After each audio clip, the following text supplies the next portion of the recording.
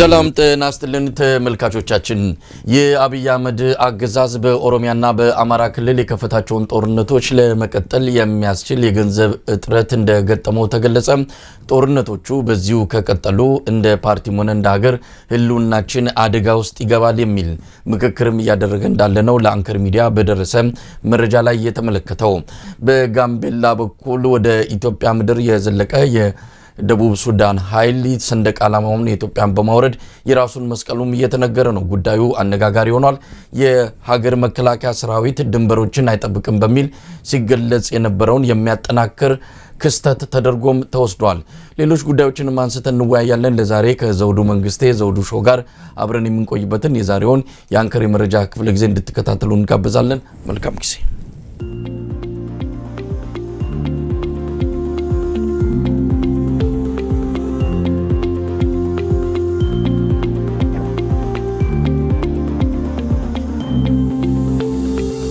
ተናስተልን ዘውዱ።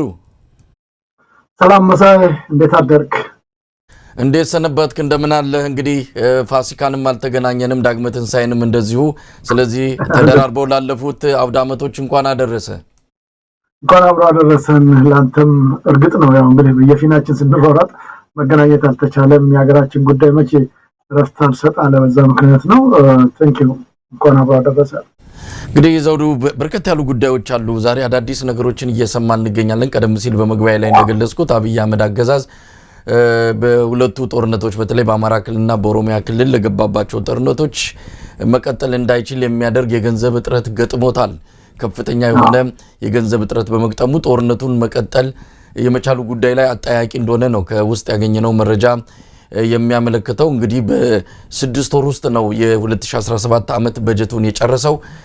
ከዛም ከሌሎች ሴክተር መስሪያ ቤቶች ከትምህርት ሚኒስቴር ከጤና ሚኒስቴር በጀቱን በማዘዋወር ለመከላከያ ሚኒስቴር እንዲውል ከተደረገም በኋላ ያም ገንዘብ አልቆ ነው እንግዲህ አሁን ጦርነቱን በገንዘብ እጥረት ምክንያት ለመቀጠል የሚያስችል ሁኔታ እንደሌለ እየተነገረ ያለው። የወታደራዊና የሚመለከታቸው የፖለቲካ አመራሮች ስለ ጉዳዩ የተነጋገሩበት ነው። በዚሁ መቀጠል የምንችልበት ሁኔታ የለም፣ ምናልባት መውጫ መንገዶች ካሉ በሚል መውጫ መንገዶች ላይም እየተመካከሩ ነው ያሉት። እንግዲህ በዚህ ጉዳይ ላይ ዝርዝር ነገር እንጠብቃለን። የአብይ አህመድ አገዛዝ ከፍተኛ የሆነ ገንዘብ ነው ለጦርነቱ የመደቡት። እንግዲህ ባለፈውም ለአንከር ሚዲያ በደረሰ መረጃ ላይ እንደተመለከተው የመንግስት ትልቁ ወጪ ሁለት ናቸው። አንደኛው ለጦርነቱ ነው፣ ሁለተኛ ለነዚህ ለመዝናኛ ለመናፈሻ ፕሮጀክቶች የሚወጣው ነው። በተረፈ ሌሎቹ በሙሉ በጀቶች ተቀንሰው በእነዚህ ፕሮጀክቶች ቋት ውስጥ እንዲገባ ነው የተደረገው። እስቲ እዚህ ጉዳይ ላይ እንነጋግራለን። የጋምቤላውንም ጉዳይ አንስተናል። የኢትዮጵያ ድንበር ዘልቆ ገብቶ የኢትዮጵያን ሰንደቅ ዓላማ በማውረድ የጎረቤት ሀገር ሰንደቅ ዓላማን የደቡብ ሱዳንን ሰንደቅ ዓላማ ማውለበለባቸው እየተነገረ ነው። ምናልባት በዚህ መረጃ ላይ አንተም ወደ አካባቢው ደውለ ያነጋገርካቸው ሰዎች አሉ። ስለሱም ዝርዝር ነገር ትነግረናለህ። ሌሎች መረጃዎችም አሉ ከፋኖ ጋር የሚተያዘ እንደዚሁ አንዳንድ ወቅታዊ መረጃዎችን እናነሳለን። በቅድሚያ አንተ ዛሬ በዘውዱ ሾው ላይ እንግዲህ በየቀኑ ዘውዱ ሾው ዜናዎችን ውይይቶችን ያቀርባል። ዛሬ ለተመልካቾች ያቀረብካቸው መረጃዎችን በተወሰነ ደረጃ ብታካፍለን። ከልብ አመሰግናለሁ መሳይ። እንግዲህ ዝርዝር ጉዳዮችን ወደ ኋላ እንመለስበታለን። ግን አንዳንድ ነገር ለተመልካች አድማጮቻችን በመላው ዓለም በኢትዮጵያም ለሚገኙት የምናካፍላቸው ነገር ቢኖር አብሮነትና በጋራ ሁሉም ኢትዮጵያዊ ካልጠበቀው ድረስ ቅድም እንዳልከው በሱዳን በኩል የመከላከያ ኃይላችን በመከላከያ አለን ማለት በማንችልበት ሁኔታ ስላለ ዛሬ ማንም እየበለገ የሚያደርገውና የሁሉ ችግሮች የመጡበት። እስቲ እንግዲህ አንዳንድ አጠራጠር ያሉ ዜናዎችን ላቅርብልህ። የፋኖ ትግል አሁን ጠንክሮ በአራቱም አቅጣጫዎች ማለት በሸዋም፣ ወሎም፣ በጎንደርም በጎጃምም ጠንክሮ የሄደበት ሁኔታ ነው የሚስተዋለው። አንተም መሳይ ቅድም እንዳልከው ከፍተኛውን በጀት ለመከላከያ ኃይል ብሎ ያወጣው የመንግስት ኃይል አሁንም ኪሳራ ውስጥ መግባቱ ታውቋል። ታዲያ ሁሉ አላዋጣ ሲለው በህፃናቶች ጭምር እድሜያቸው ገና ለአቅመ አዳም ያልደረሱትን ጭምር ወይም ለውትድርና ብቁ የማይሆኑትን ከ13 እስከ 12 ዓመት እንኳን የሆናቸውን ህፃናቶች እያፈነ እየወሰደ ያለበት ሁኔታ አለ።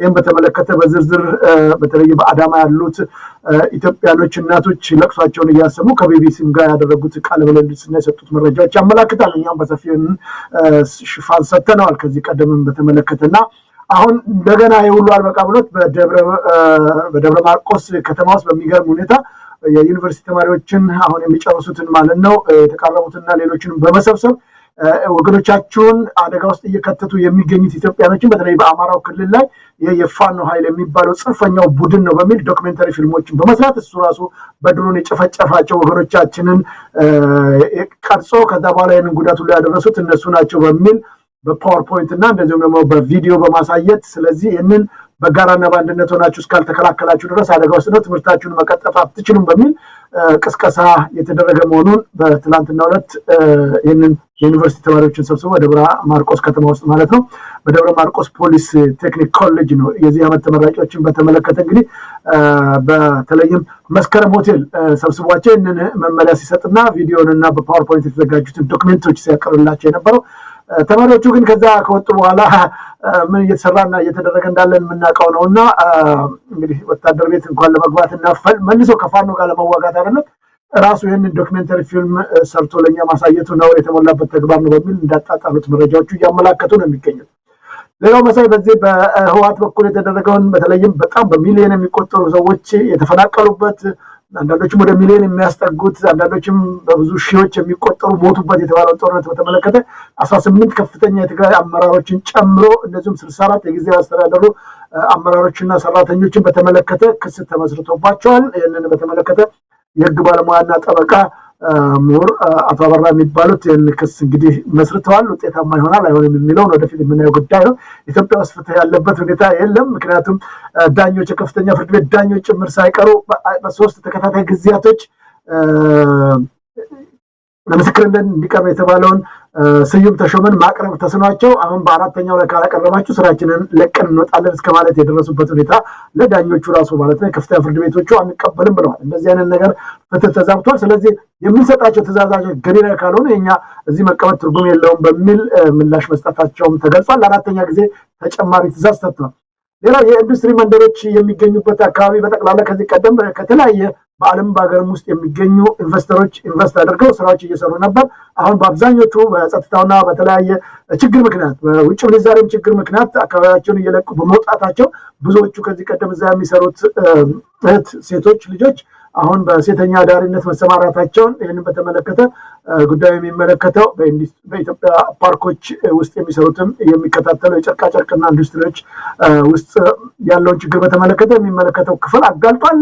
ብዙዎቹ ችግር ውስጥ ገብተው የሴተኛ አዳሪ ሆነዋል የሚለው መረጃ ሰጥቷል ማለት ነው። ሌላው የዚህ የኢትዮጵያ ሰራተኞች ኮንፌዴሬሽን የሚባለው አለ። ከዚህ ቀደም እንደምታወሰው ከአንድ ዓመት በፊት ጠቅላይ ሚኒስትሩ መጥተው እንዲያነጋግሩና አሉ። ከዛ ተፈቀደላቸው ሄደው አነጋገሩ። ይህን እናስተካክላለን ብለው ነበር።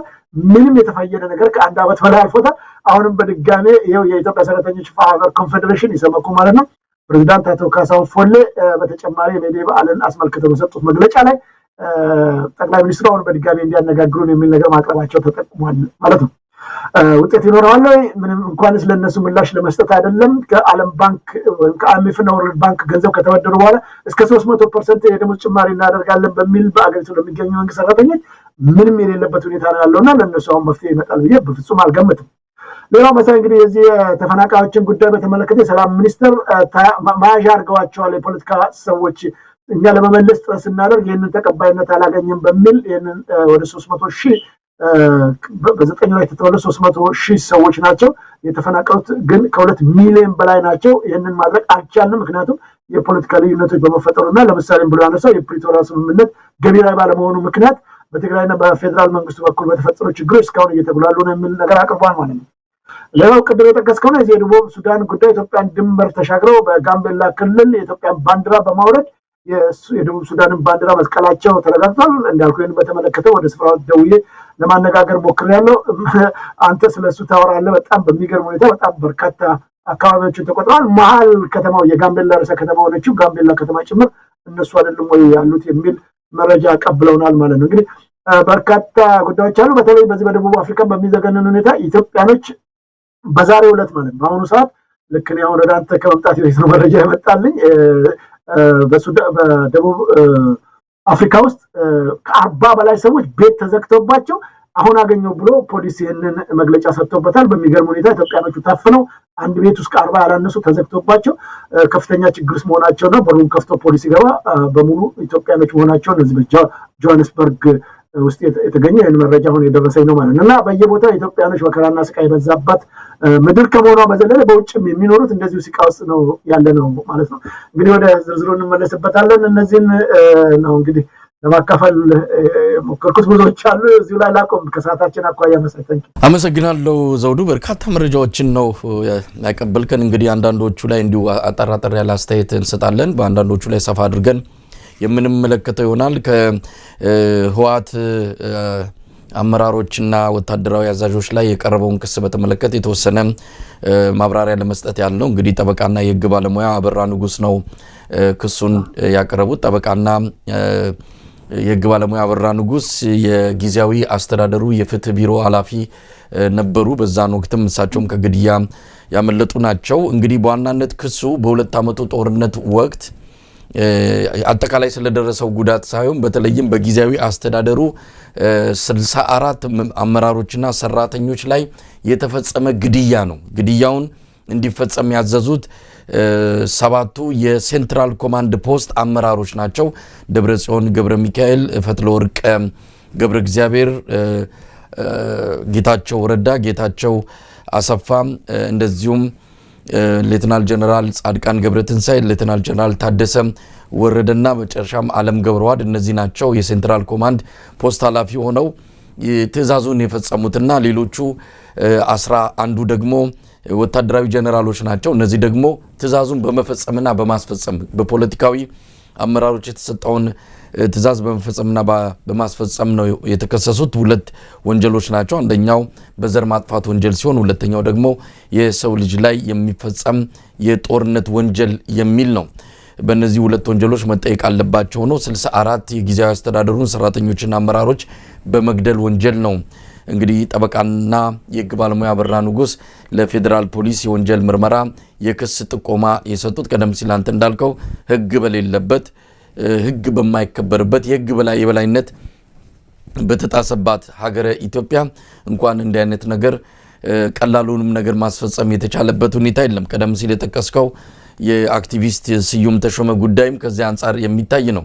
አንድ ግለሰብ ያለበት ቦታ አድራሻው በግልጽ በሚታወቅበት ሁኔታ ለሶስት ተከታታይ ጊዜ ላገኘው አልቻልኩም የሚለው የፖሊስ ምላሽ እጅግ የሚያሳዝን ነው። ከህግ በላይ የሆኑ ግለሰቦች በኢትዮጵያ ውስጥ አሉ ወይስ ከመባል የደረሰ ነው። እጅግ ያሳዝናል። ምናልባት ወደ ኋላ ላይ ጊዜ ካለን በሰፊው የምናነሳበት ጉዳይ ይሆናል።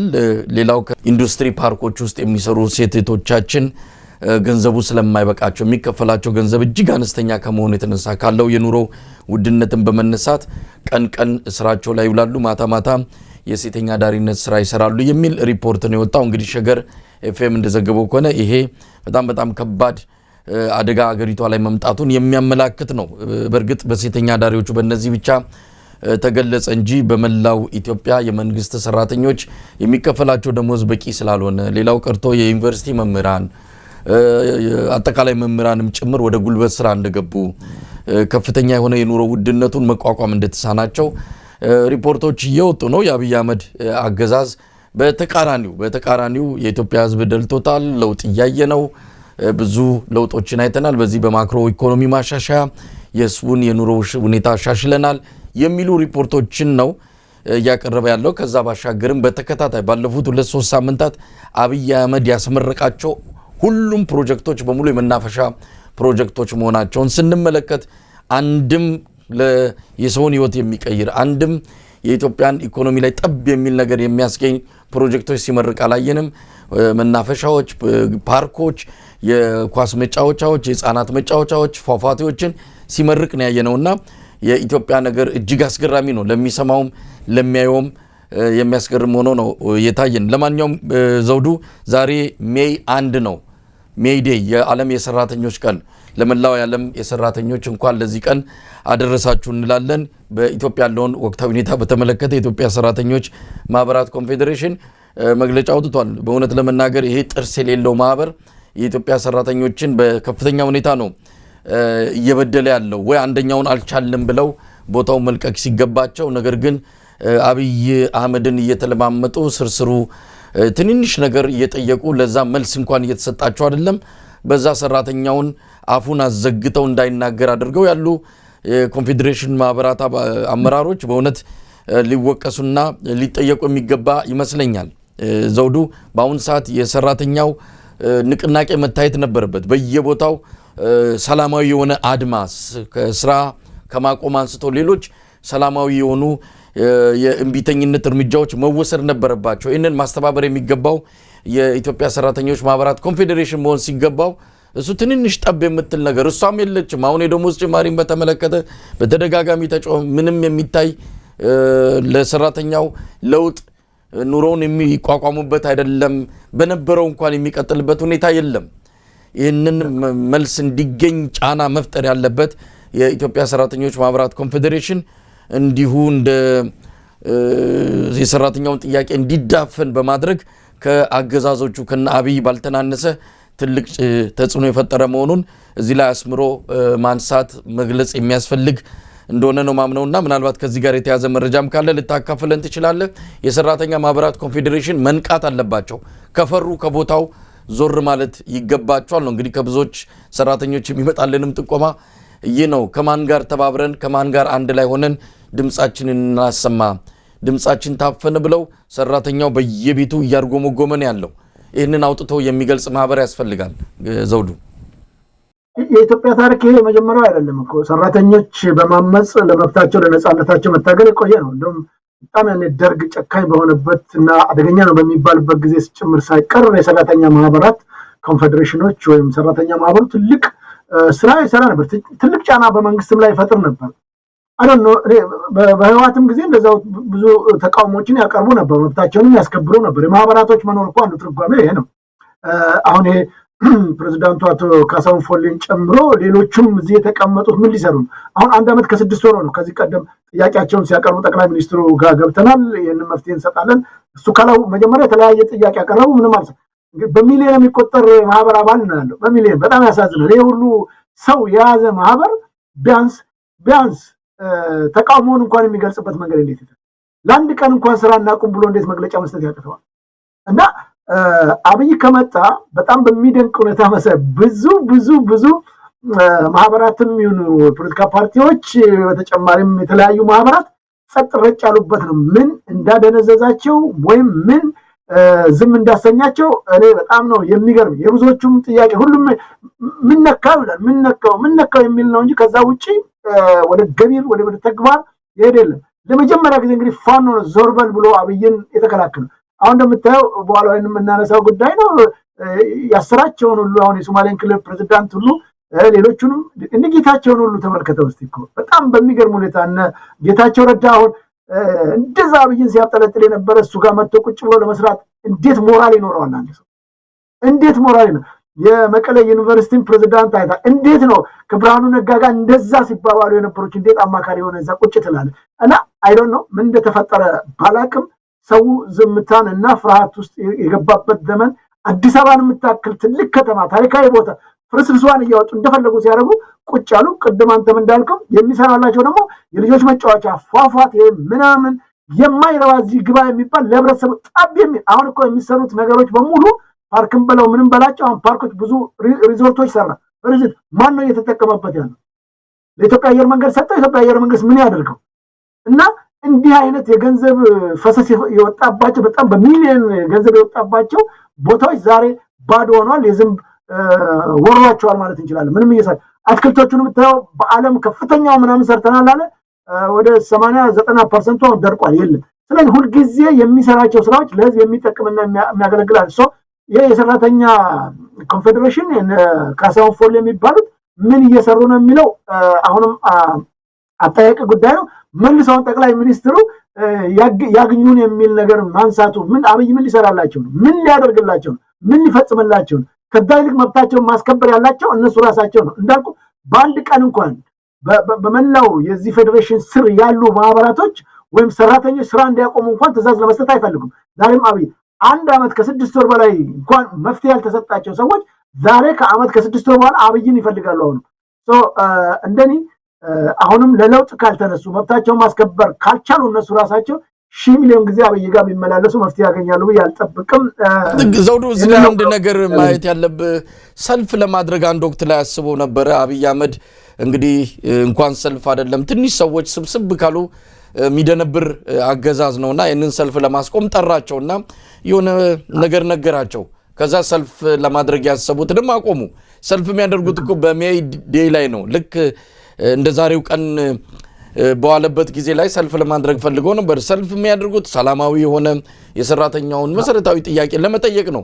ምንም የሚያስደነብር ምንም የሚያስደነግጥ ነገር አልነበረም። አብይ አህመድ ግን ቀደም ሲል በየጊዜው እንደምንለው ከመደንበሩና ከመደንገጡ የተነሳ የትንሽ ሰዎችንም ስብስብ መበተን ነው የሚፈልገው። ነገር ግን እነዚህ ሰዎች በዚህ መቆም አልነበረባቸውም። ጥያቄያቸው ይህን ሁሉ ጊዜ ተንከባሎ ሲመጣ አሁን እኮ ያቀረቡት ጥያቄ ይጨመርልን። ምንድን ነው የሚጨመረው? አሁን እኮ ይኸው ቀደም ሲል ያነሳው በኢንዱስትሪ ፓርክ ውስጥ የሚሰሩ ሴቶች ምንድነው ገንዘቡ አልበቃ ብሏቸው ማታ ማታ ወደ ወሲብ ንግድ ውስጥ ገብተዋል ሲባሉ ያስደንጋጭ ነው። ምናልባት የማህበሩ አባላት እንኳን ባይሆኑ ሰራተኞች ናቸው። ለእንደነዚህ አይነትም ድምጽ ማሰማት አለበት። የማህበሩ አባላት የሆኑ ኮንፌዴሬሽኖች ብቻ አይደሉም እንደው በዚህ ወቅት ላይ መብታቸው እንዲከበር መጠየቅ ያለበት። ብዙ ስቃዮች አሉ፣ ብዙ ነገሮች አሉ። ኢትዮጵያ ውስጥ የሜዴ ዕለት በዛሬው ዕለት በዝምታ መታለፉ ያለ ምንም እንደው የሰራተኛው ድምጽ ምንም ሳይሰማበት ዝም ብሎ ነካሳውን ፎሌ ለአብይ አህመድ ይህንን ጥያቄ ያቀረቡ በሚል ብቻ መታለፉ እጅግ አሳዛኝ ነው። ካሳውን ፎሌም ሆኑ ሌሎች የማህበሩ አመራር አባላት ካልቻሉ ይህንን አልቻልንም፣ ይህን ማድረግ አቅቶናል፣ የሰራተኛውን መብት ማስከበር አንችልም ወይ ፈርተናልም ሌላ ጉዳይ ነው። ፈርተናል ብሎ በአደባባይ ባይገልጹትም በሌላ ምክንያትም ማስታከው ከቦታው ዞር ማለት ይችሉ ነበረ። ነገር ግን ተባባሪ ሆነዋል።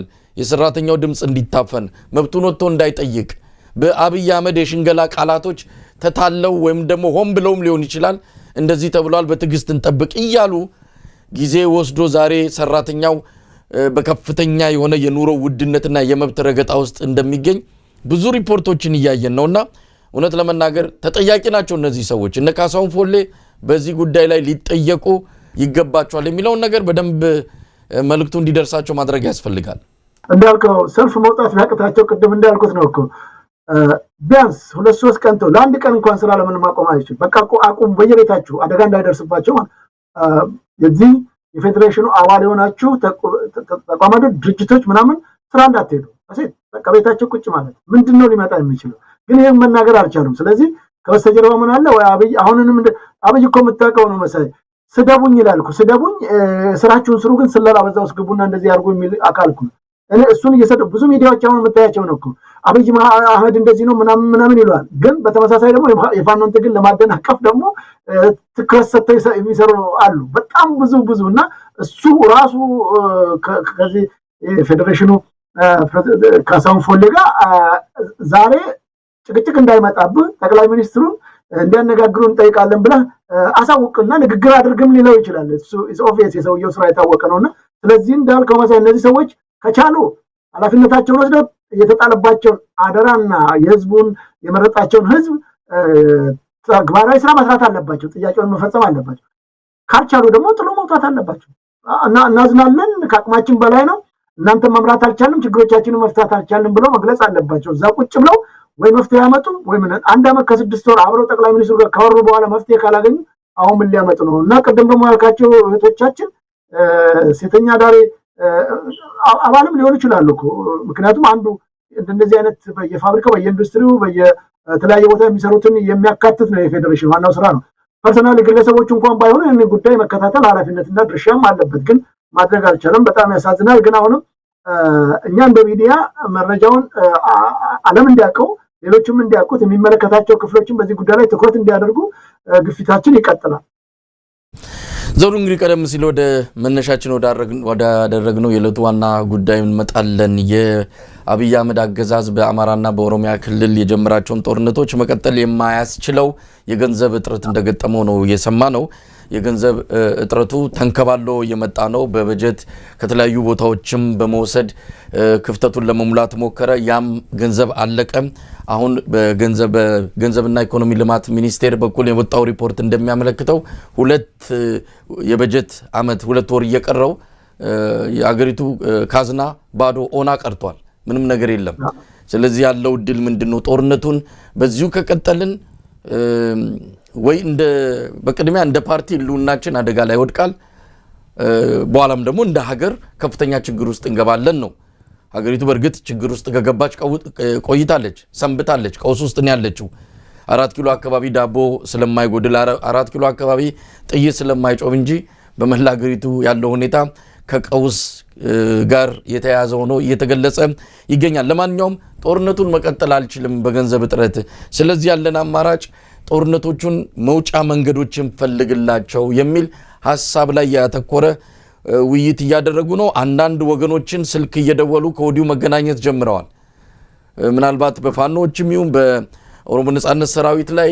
ተጽዕኖ የሚያደርጉ በውጭ ያሉ የተለያዩ አካላትንም እየደወሉ ግድ የለም ጦርነቱ ይበቃናል እንደው መውጫ መንገዱንም እስቲ በጋራ እንፈልግ የሚል አንዳንድ ነገሮችም እየተደረገ ነው እሱ ምናልባት በሰፊ ወደፊት የሚመጣ እንደሚሆን እንጠብቃለን ለማንኛውም ዘውዱ በርግጥም ይሄ ጦርነት አስፈላጊ አልነበረም አብይ አህመድ ከመጣ ጊዜ ጀምሮ ከጦርነት ያልተለየ ነው 7 አመት ሙሉ ተዋጋ ራሳቸው አደባባይ ወጥተው ሰለቸን ጦርነት ሰራዊቱ ሰውነቱን ገላውን ሳይታጠብኮ 3 አመት አለፈው ብለው የተናገሩትንም እናስታውሳለን ሰልችቶታል መዋጋት አይፈልጉም ከዚህ በኋላ ጥይት ባይጮ ደስታቸው ነው የሚማረኩ እጃቸውን የሚሰጡ የአብይ አህመድ ወታደሮች የሚናገሩትም ይሄንን ነው አብይ አህመድ ግን ይሄም ሁሉ ይሆን አሁንም ሰራዊት እየመለመለ ነው በጎን ገንዘብ የለም ይላል ጦርነቱን እናስቀጥልበት በጎን ደግሞ ምልመላው ተጧጡፎ ቀጥሏል ለማንኛውም ዘውዱ በርግጥም ጦርነቱን ማሸነፍ የማይችለው ጦርነት ውስጥ ገብቷል ሰው ሊገል ይችላል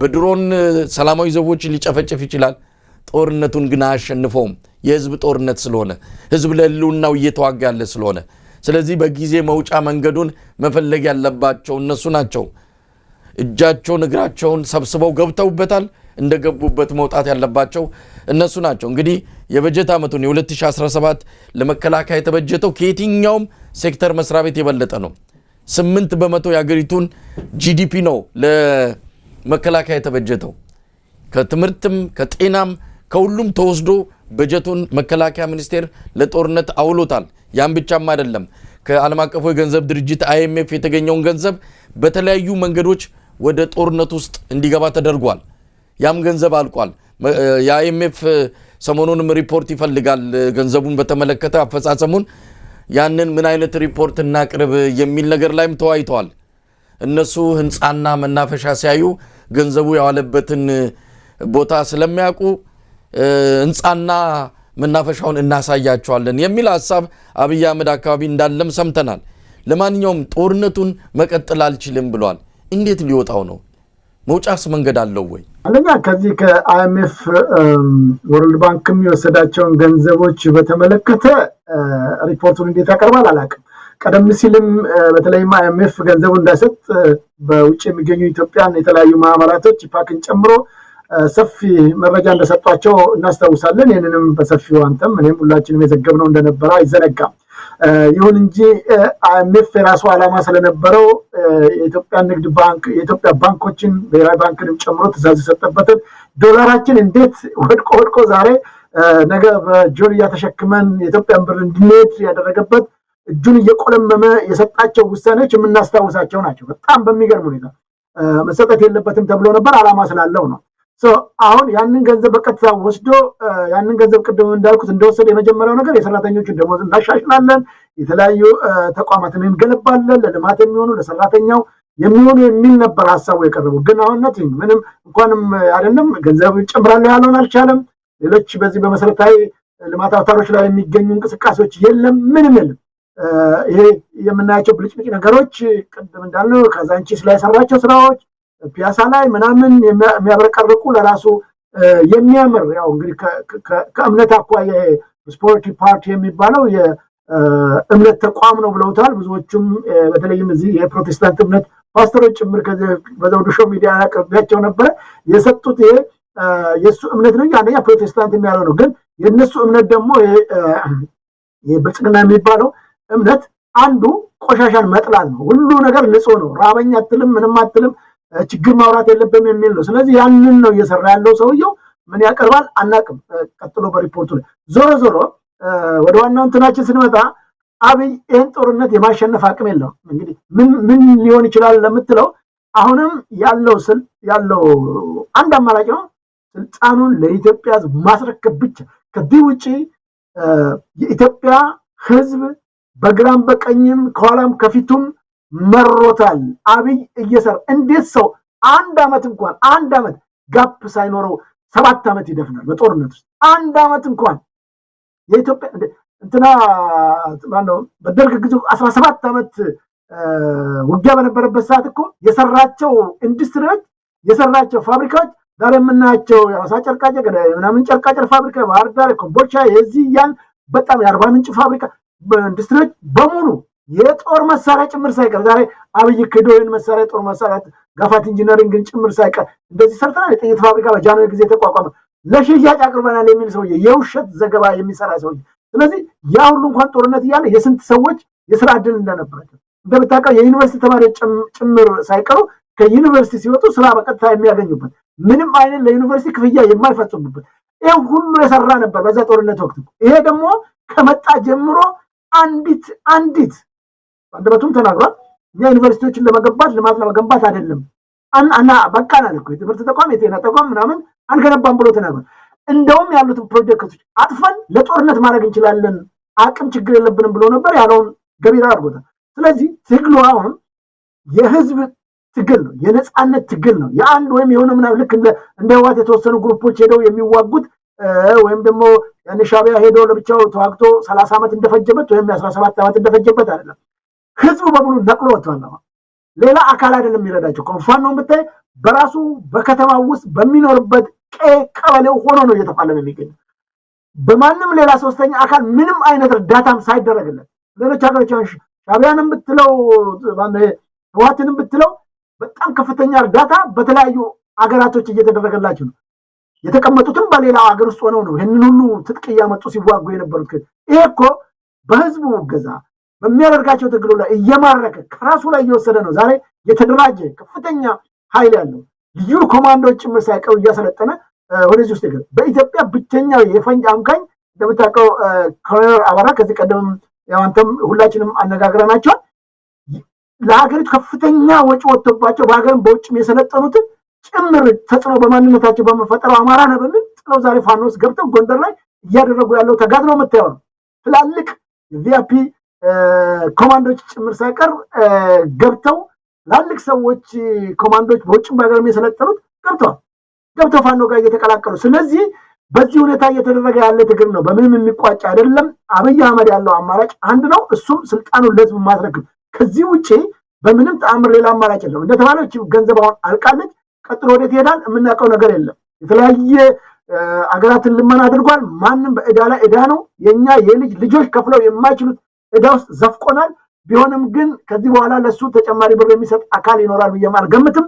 ቢሰጠውም ምንም ቢደረግለት የኢትዮጵያ ህዝብ የሚያደርገውን ትግል ማቋረጥ አይችልም። ትግሉ ወደፊት ይቀጥላል። በተለይ በፋኖች በኩል ሊደረግ የተሞከረው ክፍተቶች ቀዳዳዎቹን እየደፈኑ መጥተዋል። በምንም ተአምር በአጭር ጊዜያት ውስጥ የማይቀር ነገር ነው። በአጭር ጊዜያት ውስጥ አብይ ስልጣኑን መልቀቅ ይገባል። ይህን ካላደረገ ስቃችን መከራችን የሚበዛ ነው። እያንዳንዱ ኢትዮጵያ ወላይ ብልጽግና የሚሆን ማንም ይሁን ከጎሳ ምናምን ወጥተው አሁንም አብቹ እንዲህ ያደርግልናል ወይም እንዲህ እያደረገ ነው የሚል በሌለ ነገር ላይ ተስፋ ህዝቡን በመስጠት እነሱም ጭምር ችግር ውስጥ ከሚገቡ ይልቅ በአንድ አቋም ስለ ሀገራችን ኢትዮጵያ ለምን ብለን መጠየቅ ይገባናል። ለምን ይሄ አይሆንም? የዩኒቨርሲቲ ተማሪዎች በየቀኑ እየተመረቁ በተለያየ ሙያ ይወጣሉ፣ ስራ የላቸው። ለምን ስራ አይሰጠንም ብለው ይጠይቁ። ዛሬ እንዳልኩ በሚሊዮን አባላቶች ያለው የዚህ ኮንፌዴሬሽን የኢትዮጵያ ሰራተኞች ማህበር ኮንፌዴሬሽን በሚሊዮን ያሉትን ሰራተኞቹን ይዘው ቁጭ ብሎ በረሃብ ከሚገልና ከሚያስገድላቸው ይልቅ አንድ ነገር መጠየቅ አለበት። ህዝቡም ራሱ ሰራተኛውን ጭምር መጠየቅ አለበት። የአዲስ አበባ ነዋሪዎች መጠየቅ አለባቸው። ዛሬ ከተለያየ ቦታ አፈናቅሎ ያወጣቸው ቤት ሰጠኋችሁ ብሎ ሜዳ ላይ ጥሏቸው ሽንት ቤት የሌለው ውሃ የሌለው መብራት የሌለው ስቃይ ውስጥ ነው የሚገኙ። ለምንድን ነው እዚህ ስቃይ ውስጥ የከተትከን ብለው መጠየቅ አለባቸው። የሀገሪቱ ታሪክ እየጠፋ ነው። የሃይማኖት ተቋማቶች ላይ ችግር እየተፈጠረ ነው። አባቶችም ጭምር ዛሬም በልዩነት ፈጥረው ዛሬ እየተጋጭ እስልምና በለው በክርስትና በለው በፕሮቴስታንት እያጋጨ እሱ ህይወቱን መቀጠል ነው የሚፈልግ። ይሄ መቆም አለበት። ሳሙኤል ላይ ቆሞ ለኢትዮጵያ አንድነትና ፍትህ ካልታገልንና ይህን ሰውዬ ካለበት የስልጣን ቦታ አስነስተን ለኢትዮጵያ የሚሆን መሪ እስካላመጣን ድረስ ችግሩ ይቀጥላል። ግን የጦርነትም አይቆምም። እሱ እንደሚለውም የሚዘገይበት ጊዜ ይኖራል ብዬ አልጠብቅም መሳይ። ስለዚህ በጋራ የመሰለፍ ሁላችንም በጋራ ሆነን ለኢትዮጵያ ነፃነትና ፍትህ መታገል ይጠበቅብናል ነው። ዘውዱ ከአብይ ባህሪ በመነሳት ጦርነቱን በቀላሉም መውጫ መንገድ የሚያገኝ አይመስልም። ሰውየው በባህሪውም የሆነ አሸናፊ ሆኖ መውጣት ሁሉ ጊዜ እሱ የበላይ ሆኖ መጨረስ ይፈልጋል። ይሄ የትንሽነት አንዱ መገለጫው ሰጥቶ በመቀበል ወይም ደግሞ ግማሽ መንገድ ሄዶ ነገሮችን የመፍታት እዛ ላይ ብዙም ጠንካራ አቋም እንደሌለው ይታወቃል። ስለዚህ በምን ሊወጣ ነው? አማራ ክልል ሲገባ እብሪትና ትዕቢት ብቻ ነው፣ ሌላ ምንም ዓላማ አልነበረውም። የአማራ ህዝብ ትጥቅ ይፈታል ብሎ ገባ። ትጥቅ ማስፈታት አቃተው። ለ2 ሳምንት ያለው ከ2 ዓመት በላይ ሲፈጅበት አሁን ገንዘቡንም ሁሉን ነገር አሟጦ ሲጨርስ ምን ይሻላል ጭንቅ ጥብብ ሲለው እንግዲህ ምንም ሌላ አማራጭ የለም እኮ በእብሪትና በትዕቢት እንደገባ ይህን እብሪትና ትዕቢቱን ወደ ኪሱ ከቶ ውልቅ ማለት ነው። ሌላ ምንም ሌላ የሚደረግ ነገር የለም። ወይም ፋኖችም መሳሪያቸውን አስቀምጠው ወደ ቤታቸው የሚሄዱበት ምንም ተአምር የለም። ያለው ምንድነው? የጀመረው እሱ ነው። እንደጀመረው ወጥቶ የመጀመሪያውን እርምጃ መውሰድ ይጠበቅበታል። ያንን ያደርጋል አይመስለኝም። ምክንያቱም አብይ አህመድ ልክ አሳ ከባህር ውስጥ ወጣ መኖር እንደማትችል ሁሉ አብይ አህመድም ያለ ጦርነት መኖር አይችልም። ምክንያቱም ጦርነት ከሌለ ያው በሰላም ማስተዳደር፣ በውድድር ማስተዳደር፣ ሁሉ ነገር በብቃትና በእውቀት ማስተዳደር የሚሉት ነገር ይመጣል። እዛ ላይ ደግሞ አብይ አህመድ አቅሙን ያውቀዋል። ስለዚህ ችን ጦርነት ሁሉ ጊዜ ግጭትን፣ ቀውስን እያመካኙ እሱን ሰበብ ምክንያት እያደረጉ በስልጣን መቆየት ነው። አብይ ከዚህ ውጪ ምንም አይነት በስልጣን ሊያቆየው የሚችል ነገር የለም። እንግዲህ መውጫውም መግቢያውም ጨንቆታል። ለማንኛውም አንዳንድ የሱ ባለስልጣናት የወታደራዊውም የሚሊተሪ ወታደራዊም ሆነ የሲቪል ባለስልጣናት የፖለቲካ አመራሮች ህዝቡን እያዘናጉት ነው። አንደኛውን እውነቱን እየነገሩት ቢመጡ በተወሰነ ደረጃ ለመውጫም ለመፍትሄውም በጋራ ሰው አጠገባቸው ይሰለፍ ነበር። አሁን ሰሞኑን የሚናገሩትን ምን ብርሃኑ ጁላ ወጥቶ የተናገረው ምንድነው? መለቃቀም ነው የቀረን። ይሄ መለቃቀም ነው የቀረን መቼ ነው የሚቆመው? እውነታውን እንግዲህ መለቃቀም ነው የቀረን ካሉ 1 ዓመት አለፋቸው። እስካሁን ታዲያ ፋኖ 80% በላይ የሚሆነውን የአማራ ክልልን የተቆጣጠረው በምንድን ነው? ለቃቅሞ ሳይጨርሱም ወይ? እንደዚህ አይነት እውነታውን እየደፈለቁ እውነታውን እየደበቁ መውጫ መንገድ ቢጠፋቸው አይገርመንም። ከእውነታው ጋር መጋፈጥ አለባቸው። አንድ ወታደራዊ ጀነራል ሰሞኑንም እንዲሁ በሌላ አጋጣሚ የተናገረውን ሰምቻለሁ። ኢትዮጵያ ውስጥ ምንም ጥይት አይጮም፣ ሰላም ነው። ፋኖ የምትሉትም ሸኔ ማነው የኦሮሞ ነጻነት የምትሉትም የለም። እንደውም ጭራሽ የሚታዩትን በቅርብ የምናያቸውን ቪዲዮዎች የምናያቸውን የተለያዩ የኦሮሞ ነጻነት ሰራዊት ውጊያዎችን በሙሉ የቀድሞ ናቸው፣ በኃይለማርያም ጊዜ ነበሩ የሚል ምክንያቱም እያቀረቡ ነው። በኃይለማርያም ጊዜ የኦሮሞ ነጻነት ሰራዊት ወይም ደግሞ ኦነግ አልነበረም፣ ያለው አስመራ ነው፣ ኤርትራ ውስጥ ነው። አንድም ቀበሌ የመራበት ሁኔታ የለም። አሁን እኮ ሰሞኑን ዘመቻ ግንባር ብሎ በጀመረው ዘመቻ በ2 ሳምንት ውስጥ በ50 ወረዳዎች በኦሮሚያ ክልል 50 ወረዳዎች ውጊያ አካሂዷል። ዝርዝሩን አቅርቦታል። ሰሞኑን ከፍተኛ ኪሳራ በአገዛዙ ሰራዊት ላይ አድርሷል። እንግዲህ የለም የኦሮሞ ነጻነት ሰራዊት የሚባል የለም፣ ኢትዮጵያ ሰላም ናት። ይህንን ክህደት ቢተውት መሬት ላይ ያለውን ሀቅ በተወሰነ ደረጃ ቢቀበሉት የመፍትሄው አንድ አካል ይሆን ነበረ። የአብይ አህመድ አገዛዝ የለም፣ ሁሉ ሰላም ነው፣ ሁሉ ነገር አረንጓዴ ነው፣ ሁሉ ነገር ገነት ነው፣ ሁሉ ነገር ብልጽግና ነው። በዛች በ5 ኪሎ ሜትር አዲስ አበባ ላይ በሰሯት ብልጭልጭ አምፖልና መናፈሻ የኢትዮጵያ አጠቃላይ ገጽታ በዛ እንዲለካ ይፈልጋሉ። ያ አይደለም፣ የኢትዮጵያን እውነታ አያሳይም። ሌላው ቀርቶ የአዲስ አበባንም እውነታ አያሳይም። ስለዚህ የጦርነቱ መውጫ ብቸኛ መንገድ አብይ አህመድ ራሱ የጀመረውን ራሱ የገባበትን በራሱ ጊዜ ውልቅ ብሎ በመውጣት ይጀምራል። ከዛ በኋላ ቀስ እያለ መፍትሄው ይመጣል። ከዛም በኋላ አብይ ይቆያል በስልጣን አይመስለንም። አብይ አህመድ እያንዳንዷ ቀን ባጠረች ቁጥር የስልጣን ከእጁ የሚወጣበትም እውነት የመሆኑ ነገር እየተረጋገጠ የሚመጣ ነው። ለማንኛውም ዘውዱ መውጫ መንገዱ ለአብይ አህመድ ከባድ ነው። እንደ መግቢያው ቀላል አይደለም ሲገባ ቀሎት ሊሆን ይችላል መውጫው ግን እጅግ ከባድ መሆኑን ነው የተረዳ ነው እንግዲህ ከፋኖ ትግል ጋር በተያያዘ ቀደም ሲል ያነሳውም ነገር አለ የፋኖ ትግል እንዳንተም እንደተከስከው ሰሞኑንም ስናነሳው እንደነበረው በተለያዩ ወጣ ገባ በማለት እንዲሁ ጎንበስ ቀና በሚያደርጉ ክስተቶች ታጅቦ ቀጥሏል እንግዲህ አሁን ነገሮች የሚበርዱበት እርስ በርስ ከመፋጠጥ ወጥተው ወደ ጋራ ጠላታቸው ላይ ክንዳቸውን የሚያሳርፉበት አፈሙዛቸውን ወደዛ ብቻ የሚያደርጉበት ሁኔታ እንዲፈጠር ከፍተኛ ርብርብ እየተደረገ ነው ውጤት እያመጣ እንዳለም ሰምተናል እሱ ነገር ሰምሮ ሁሉም ወገኖች ቢያንስ አንድ ላይ እንኳን ባይሆኑ በያሉበት ሆነው የራሳቸውን ትግል የሚያካሂዱበት ሁኔታ እንዲፈጠር እየተሞከረ ነው እንግዲህ በአንደኛው በዝኛው ወገን ያሉትም ወደ አንድነቱ ለመምጣት ከመጨረሻው ጫፍ ላይ መድረሳቸውንና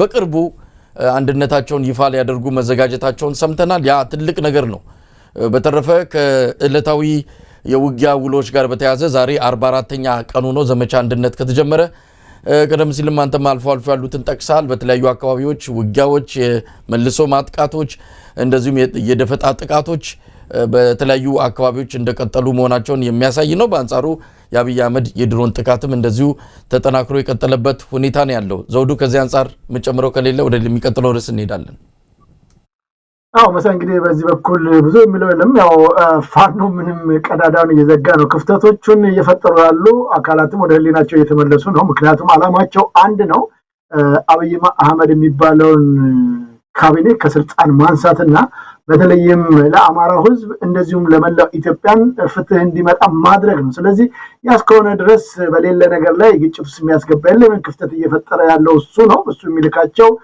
ለሊናቸው ያላደሩ አንዳንዶቹ ደግሞ በኢጎ ምክንያት በቃ እኔ እንደዚህ እስኮንኩ ድረስ እንዴት እንትና ስልጣን ለከለ ይሰጣሉ በሌለ ነገር ላይ ነው እሱ ዞሮ እየተነጋገሩበት ነው ማዕከላቸው መሆን ያለችበት ኢትዮጵያ ነው ቀጥሎ የመጀመሪያው የአማራ ህዝብ ጉዳይ ነው እነሱ እየታገሉበት ያለው ቀጥሎ ሀገራችን ኢትዮጵያ ነው ይሄ በቅርብ ይፈታል እየተስፋ አደርጋለሁ አንተም እንዳልከው ስራዎች ይሰራሉ ዞሮ ምንም እኮ ልዩነቶቹ ቢኖሩም አብይ አህመድ እና የሱ ልሳኖች እንደሚያወሩት አይደለም እኮ ቅድም እንዳልከው እየለቃቀም በጣም እኮ የሚገርመኝ መሰለኝ እንኳንስ በአንድ ፊልድ ማርሻል በመጀመሪያ ደረጃ አላቅሙ ነው ያንን ስልጣን የተሰጠው የሰውዬ እንደ ሬሽን ዝም ብሎ እንደ እንትን አደሏቸው እንደ ቤተክርስቲያን ጸበል ጸድቅ የሰጣቸው ስለሆነ ዕውቀቱ ትምህርቱ ልምዱ በሌለበት ሁኔታ የሚሊተሪ ሳይንሱ በማይፈቅደው መሰረት ነው የተሰጣቸው ስለዚህ ቢሆንም እንኳንስ አንድ ፊልድ ማርሻል አንድ የጦር ጀነራል ተራ ወታደር እንኳን የማይናገረው ቃል ነው ዲሲፕሊን የሚበጫዋነት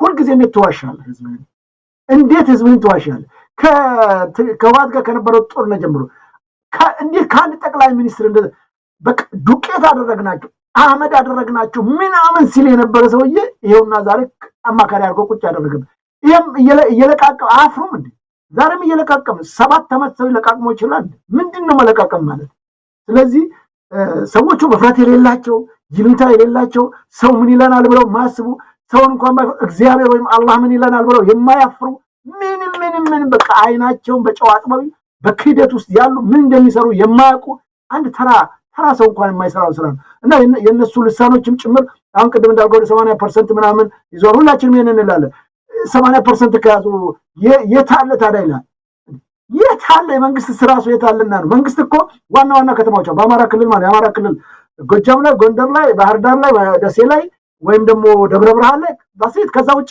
የት ነው ያለው ርዕሰ ከተማው ላይ ተቀመጠ ማለት ወይም ያ ቦታዎች አልተያዙም ማለት ፋኖቹ ያሉ ማለት ወደ 80%ን እኮ ያስተዳደሩ ያሉት እነሱ ናቸው ግን በሌለበት የአማራ ክልል ባለስልጣናቶችም ጨምሮ የሚናገሩትና አረጋ ከበደ ያው እነሱ በሪሞት ኮንትሮል ነው የሚያደርጋቸው አብይ አህመድ ስለዚህ እየተቆጣጣርን እያደግን ነው እየለማ ነው ይሏል የሌለ ነገር የሱ የትውልድ ቀዮች እኮ ነው የምክትል ጠቅላይ ሚኒስትሩ የትውልድ ሰፈር ቀይ ነው በቀደም ለተዚህ ናርጂና እናውጋው እኮ በድሮን ያው 120 ሰው ያለቀበት ህሊና የሌላቸው እንደዛ እንኳን የገሳ ቤተሰቦቹ ምናልባት የቅርብ የስጋ ዘመዶች ሁሉ አልቀዋል እኮ ይሄ በሆነበት ቁጭ ብሎ እሱ ምን ይሰራል ስፖርት ይሰራል በሳይክል ይሄድላል ወይ በምናምን ያደርጋል ለምተናል ብሎ የሚያወራ እነዚህ ሰዎች እንደሰው ልንቆጥራቸው አይገባም ስለዚህ ኢትዮጵያኖች በምንም ይሁን በኦሮሞም በኩል በሌላም በኩል እየተደረገ ያለው ትግል ጠንክሮ ቀጥሎ ኢትዮጵያን ነፃ ማውጣት ያስፈልጋል ይሄ ሰውዬ እዚህ እስካለ ድረስ ለሰከንድ እንኳን ከጦርነት ውስጥ ሊወጣ አይፈልግም የኢትዮጵያን ህዝብ ማጥፋት ነው የሚሻው ማጥፋት ካልፈለግን በጋራ መቆምና መስራት ይተበቅብናል ነው ምለው መሳይ አመሰግናለሁ ዘውዱ እንግዲህ ቀደም ሲል የገንዘብ እጥረት እንደገጠመው አንስተናል የገንዘብ እጥረት በዋናነትም የገጠመው ሀገሪቱ በአንገብጋቢነት ከምትፈልጋቸው ተግባራት ይልቅ ለጦርነትና ለብልጭልጭ ፕሮጀክቶች ከፍተኛውን ገንዘብ በመዋሉ ነው የሚገርመው ዝርዝር መረጃዎችን ሙሉ ጊዜ እናወጣለን አብይ አህመድ ካለው ብቻ ሳይሆን ወደፊት ከሚመጣው ነገር ሁሉ ነው እየወሰደ ይሄንን ፕሮጀክቶች እየሰራ የሚገኘው ሌላው ቀርቶ ከጡረተኞች ገንዘብ ላይ የኢትዮጵያ ጡረታ ምንድነው ማብራሪያ ዋስትና ባለስልጣን እንግዲህ የኢትዮጵያ ጡረተኞችን ገንዘብ ሰብስቦ ጡረታ ሲወጡ በየወሩ የሚከፈላቸው ገንዘብ ነው ያንን ገንዘብ ጭምር ነው ወደ 180 ቢሊዮን ብር ወስዶ ለነዚህ ብልጭልጭ ፕሮጀክቶች ያዋለው ያልወሰደበት ቦታ የለም ከየሴክተር መስሪያ ቤቱ ከየባለሀብቱ እየወሰደ ነው እንግዲህ ለጦርነቱም ለዚህ ለብልጭልጭ ፕሮጀክቶችም እያዋለ ያለው ኃላፊነት የማይሰማው ይሄንን በተመለከተ እንደው ባለሙያዎችም እንደው ለጊዜው አደባባይ ወጥተው መናገር የማይፈልጉ ከፍተኛ አመራሮች ሳይቀር በትዝብትና በጣም በቁጭት የሚናገሩት ነገር ነው አንድ ካምፓኒ እንኳን አንድ የግል ካምፓኒ እንኳን በዚህ ደረጃ ምታስተዳድረው አይደለም አንድ ካምፓኒ እንኳን ህግና ስርዓት አለው ለሚያወጣው ወጪ ለሚያደርገው ነገር በእቅድ የሚመራ ነው ለምሳሌ አብይ አህመድ አንድ ስብሰባ ላይ ተናገረው ነው የጠቀሱልኝ አንድ ስብሰባ ላይ ድንገት ተነሳና ከዚህ ከተግባረ ዕድ ጀምሮ እስከ ጦር ኃይሎች ያለው ቦታን በሙሉ አጥፍቶ ትልቅ በአፍሪካ ትልቁ ሞል እሰራለሁ አለ ድንገት ተነስቶ ትልቁ ሞል እሰራለሁ እንዳጋጣሚ ፊት ለፊቱ የንግድ ባንክ ፕሬዝዳንት ነበር አቶ አቤሳኖ አንተ ሁለት ህንጻ ትችለኛለህ በእንደዚህ አይነት መልኩ ሀገር ይመራል ወይ ሀገር ቅድ የለም ወይ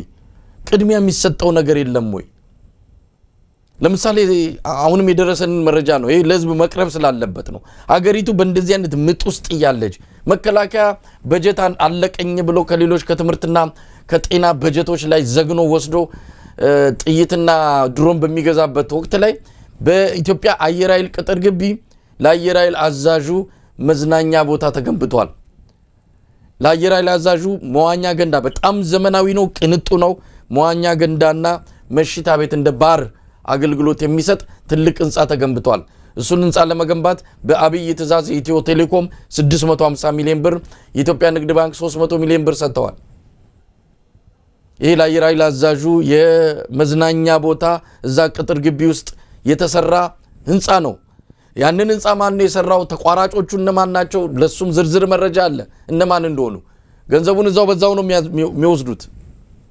ለማንኛውም እንዲህ አይነት ግፍ እየሰራ ያለ ግለሰብ ነው አሁን ገንዘብ አጠረ እጅ አጠረና የውጭ ባለሀብቶች ገብታችሁ ሀብት አፍሩ መሬትም ሁሉን ነገር እንደ ዜጋ ሁሉ መብት ኖራችሁ ማፍራት ትችላላችሁ የሚል አዋጅ አርቅቆ የሚኒስትሮች ምክር ቤት ለህዝብ ተወካዮች ምክር ቤት አስተላልፏል አስገራሚ ነው እንግዲህ መሬት የህዝብ ነው መሬት መሸጥ መለወጥ አይቻልም በሚል ህግ እንደ መጽሐፍ ቅዱስና ቁርአን ማይቀየር አድርጎ የሚያምነው የኢሃዲግና የሱ ልጅ የብልጽግናው ስርዓት ዛሬ ለውጭ ባለሀብቶች መሬትም ሁሉንም ነገር ሊፈቅድ ነው ገንዘብ ሲጠፋ ካዝና ባዶ ሆኖ ሲቀር ሁሉ ነገር ሙጥጥ ብሎ ሲያልቅ በመጨረሻም ኑና እንደ ዜጋ ሁሉ የፈለጋችሁትን ሀብት ማፍራት መብታላችሁ የሚል አዋጅ አርቅቋል እንግዲህ ሰውዬ ወዴት እየነዳን ወዴትኛው ጭው ያለ ገደል እየወሰደን እንዳለ በግልጽ የሚታይ ነው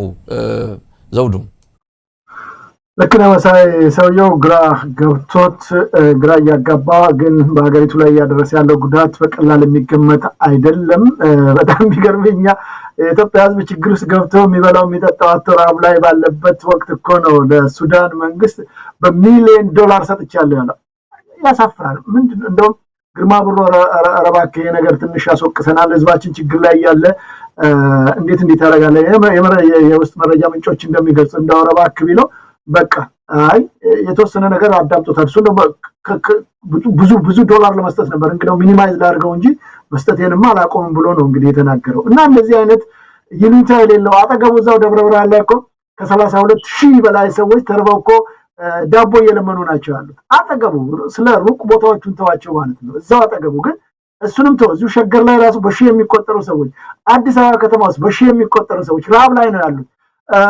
የመምህራን እንደምታውቀው ከተማሪዎች ጋር ምግብ እንዲበሉ የተገደደበት በጣም በሚያሳፍሩ ከተማሪዎቻቸው ጋር ያንን እንደ ቁም ነገር ይቆጥሩታል። የሚበሉት አጥተው የተቸገሩ መምህራን በመቶዎች የሚቆጠሩ ዶክተሮች እኮ አሁን ለራሳችን ምን በለው አጥተን 10 ሺህ ብር ምን እናድርግ የቤት ኪራይ እኮ 30 40 ሺህ ብር እየተከፈለ ባለበት በዚህ ሰዓት ዶክተርንን ብለን ለመናገር አፍረናል ብለው ብዙዎቹ ስራቸውን እየተዉ ሌላ ስራ ውስጥ ሌላ የጉልበት ስራ ወይም ሌላ ስራዎች ትናንሽ ስራ ውስጥ እየገቡ ያለበት ሁኔታ አለ። በግልጽ እየተናገሩ እያብራሩ በቃ ስራችንን ለቀናል ምንም ማድረግ አንችልም የሰው ይወል ለማዳን ብለን ራሳችን ህይወታችንን አናጣም እያለው ነው። በዚህ ሁኔታ ባለበት ሰዓት ይሄ ሰውዬ እንዳልከው አየር ኃይል ግቢ ውስጥ የተሸበረቀ ነገር አዲስ አበባ ነው የሸበረቀ ነገር ምናምን ዛሬ ደግሞ ያውና ለፓርላማው እንዲቀርብ መሬትን የውጭ ሀገር ዜጎች ጭምር እንዲወስዱ እንዲገዙ እንዲጠቀሙ ሀብት ንብረት እንዲያፈሩ የሚሆን ረቂቅ ሐሳብ አቅርቧል ማለት ነው። እንግዲህ ሁሉን ነገር የተከለከለበትን ጉዳይ ዛሬ ለውጭ ሀገር ዜጎች ጭምር ኢትዮጵያኖች ራሳችን መቼ አገኘን?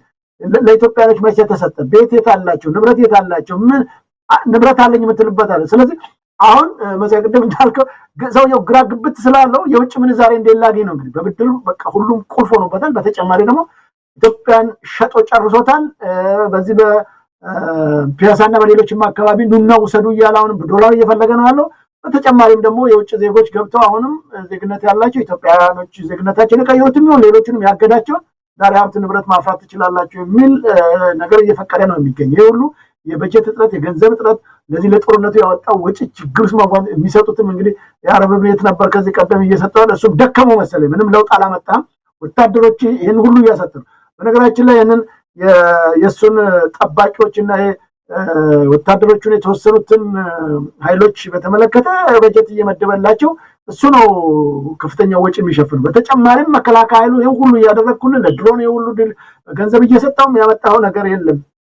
ስለዚህ በቃ ይደከመኝ ያለው ይመስለኛል። ብዙዎቹን ወደፊት የምናየው ጉዳይ ነው።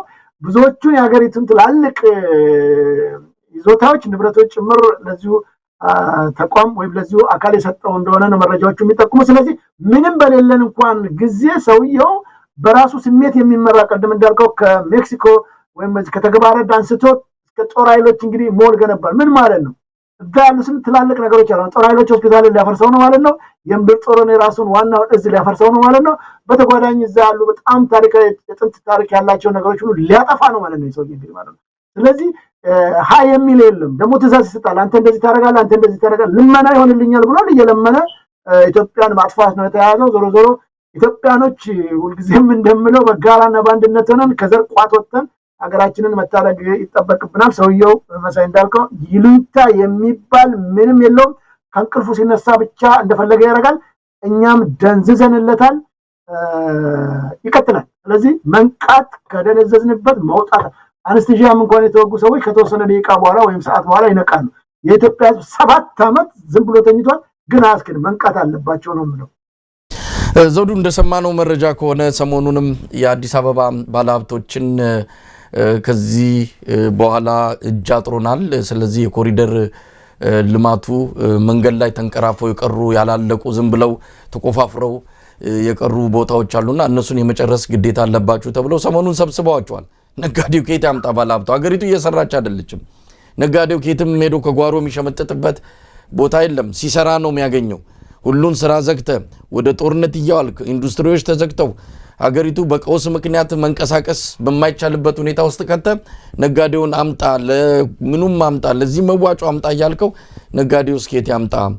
ጨንቋቸዋል። አሁን ሰሞኑን ነጋዴዎችን የቀሪውን የአዲስ አበባ የኮሪደር ልማቶችን እንዲጨርሱ አስገዳጅ ሁኔታ እንደመጣባቸውን የሰማ ነው። ገንዘብ ፍለጋ አብይ አህመድ የማይሄድበት ርቀት የለም። አሁን ቀደም ሲል እንዳልከው ይህንንም አዋጅ አምጥቷል የውጭ ባለሀብቶች እንዲገቡ። እንግዲህ ሰሞኑን የኢትዮ ቴሌኮም የአክሲዮን ሽያጭ ከባለፈው ጥር ወር ጀምሮ ይፋ ያደረገው አለ። ይህን ሁሉ ጊዜ ቆየና ይፋ ሲያደርግ የሸጠው 10% ብቻ ነው። ለምንድን ነው ወደ 100 ሚሊዮን ሸጣለሁ ብሎ የሸጠው ግን 17 ሚሊዮን ብቻ እንደሆነ ነው የሰማ ነው። ለምንድን ነው እንደዚህ አይነት አፈጻጸም የተመዘገበው ሲባል አይ የኛ መስፈርቶች በጣም ገዳቢ ስለሆኑ ነው አለች። አይደለም ህዝቡ አንደኛ ገንዘብ የለም፣ ሁለተኛ ደግሞ እምነት የለውም ለዚህ መንግስት ገንዘብ ሰጠ የሰጠውን ገንዘብ ድሮ ላለመግዛቱ ምን ዋስትና አለ ስለዚህ እንዲህ አይነት ነገሮች ሁሉ ነገር ዝግ በሆኑበት ሁሉ ነገር ጨለማ በሆኑበት በዚህ ወቅት ላይ ነው አብይ እንግዲህ የውጭ ባለሀብቶችን ጋብዞ ምናልባት ዶላር ከተገኘ የሚሉት እነሱም አይመጡም መረጃው አላቸው በነገራችን ላይ መረጃው አላቸው ፈረንጅ በጣም ብልጥ ነው አጥንቶ ያዋጣል ብሎ እንጂ እነሱ የጽድቅ ስራ አይሰሩ መጥተው ለማትረፍ ነው ሁኔታውን ያሉ ጸጥታውን ያሉ የሀገሪቱን መንግስት ሁኔታ ያሉ በጣም በሙስና የተጨማለቀ የጸጥታ ችግር ያለበት ሁሉ ነገር የተቃወሰ ሀገር ውስጥ መጥተው ምን ሊያደርጉ ነው ስለዚህ ያቁታል አይመጡም ብዙ ጊዜ ጥሪ ተደርጓል እኮ በባንኩ ሴክተር እንዲገቡ ጥሪ ተደርጎ እስካሁን ያለው ምላሽ በጣም አዝጋሚ ነው በተለያየ መልኩ የውጭ ኢንቨስትመንት ጥሪ ተደርጓል ምንም የለም እንደውም ያሉትም እየወጡ ነው ስለዚህ በተስፋ መቁረጥ እንዲህ አይነት አዋጆችን በማውጣት እንደው ትንሽ በሩ ይከፈታል በዛውም ዶላሩ ይመጣል ብሎ አስቦ ነበር እንግዲህ በሱም ተስፋ የሚደረግ አይመስልም አጠቃላይ ሁኔታው የሚታየው ሁሉ ነገር አብይ የሚያደርገው ነገር ሁሉ አንደኛ ከውቀት የመነጨ አይደለም ሁለተኛ ከማቀድ ከመመካከር የመነጨ አይደለም ሰውየው ከውቀት ማጠር ብቻ ሳይሆን ከጥላቻም ጭምር ሀገር ለማፍረስ በሚል ይሄን ስልጣን እጁ ላይ ያስገባ በመሆኑ እንግዲህ ሁሉ ነገር እየተሳካለት እንዳልሆነ ነው መረዳት የሚቻለውና ዘውዱ ምናልባት ይሄኛው እቅዱም ብዙ ርቀት ሳይድ ያለ ውጤት የሚገለጽበት ጊዜ ሩቅ እንደማይሆን ነው የምንጠብቀው እንግዲህ ወደ ሌላው ርዕሰ ጉዳይ እንሄዳለን የትግራይን ጉዳይ ቀደም ሲል ነካክተናል በትግራይ ያለውን ወቅታዊ ሁኔታ በተመለከተ በጠበቃና የህግ ባለሙያ አበራ ንጉስ አማካኝነት የቀረበ ክስ አለ የክስ ወደፊት ሄዶ እነዚህን ሰዎች ተጠያቂ ያደርጋል ብዙም ተስፋ ያለው ነገር አይደለም ከኢትዮጵያ አሁን ካለችበት የፍትህ ስርዓት አንፃር እንዲያነቱን አይነት ወንጀል የሚመለከት ፍርድ ቤት ይኖራል ተብሎ አይጠበቅም ፍርድ ቤቶች ዳኞች ሰሞኑን እንደሰማው ከሆነ እንዲህ ከሆነማ በጣም ከባድ ችግር ውስጥ ያለ ነው ኢትዮጵያ ውስጥ የፍትህ ስርዓቱ አብቅቶለታል እስከማለት የደረሱበት ሁኔታ ነው እየተፈጠረ ያለው ምናልባት በትግራይ ያለውን ሁኔታ በተመለከተም የሚሰማቸው ነገሮች የነጌታቸው አዲስ ፓርቲ ይዞ መምጣት የነደብረጽዮንም በማዕከላዊ መንግስቱ ወይም ደግሞ በፌደራል መንግስቱ ፍትህ እናገኛለን ብለን አናምንም ብለው ጉዳያችንን ዓለም አቀፉ ማህበረሰብ ይፍታልን የሚል ጥሪ ማቅረባቸው የምርጫ ቦርድ የመጨረሻ ጊዜ ገደብ ግንቦት 5 ተቃርቧል ህወሓት እስከዚህ ጊዜ ድረስ ህጋዊነቱን ለማረጋገጥ የሚያስችል ምዝገባ ካላደረገ ህጋዊ ሰውነቱን አጥቶ ህወሓት የሚባል ፓርቲ በኢትዮጵያ ምድር ላይ ይሰረዛል የሚለው ውሳኔን አልቀበልም ብሎ መጀመሪያ ተመስርቻለሁ መጀመሪያም ህጋዊ ነኝ በዚህ ህጋዊ ሰውነቴ ይቀጥላለሁ የሚል ምላሽ ነው የሰጠውና ነገሮች በጣም በተለያየ መልኩ ሊገለጹ የሚችሉ ናቸው ለማንኛውም ምን ተጠብቃለህ ከትግራይ ላይ ክሱም በተመለከተ ጠበቃና የህግ ባለሙያ አበራ ንጉስን እናነጋግረዋለን ምናልባት እነዚህ ሰዎች የሚጠየቁት በጊዜያዊ አስተዳደሩ ላይ በፈጸሙት በሰራተኞቹና አመራሮቹ ላይ በፈጸሙት ግድያ ብቻ ነው ወይስ በትግራይም በአጠቃላይም በኢትዮጵያ ባለፉት 27 ዓመታት በዛም ጭምር ዘልቆ ክስ ሊመሰረትባቸው የሚገባ ነበር እሱም ይቅር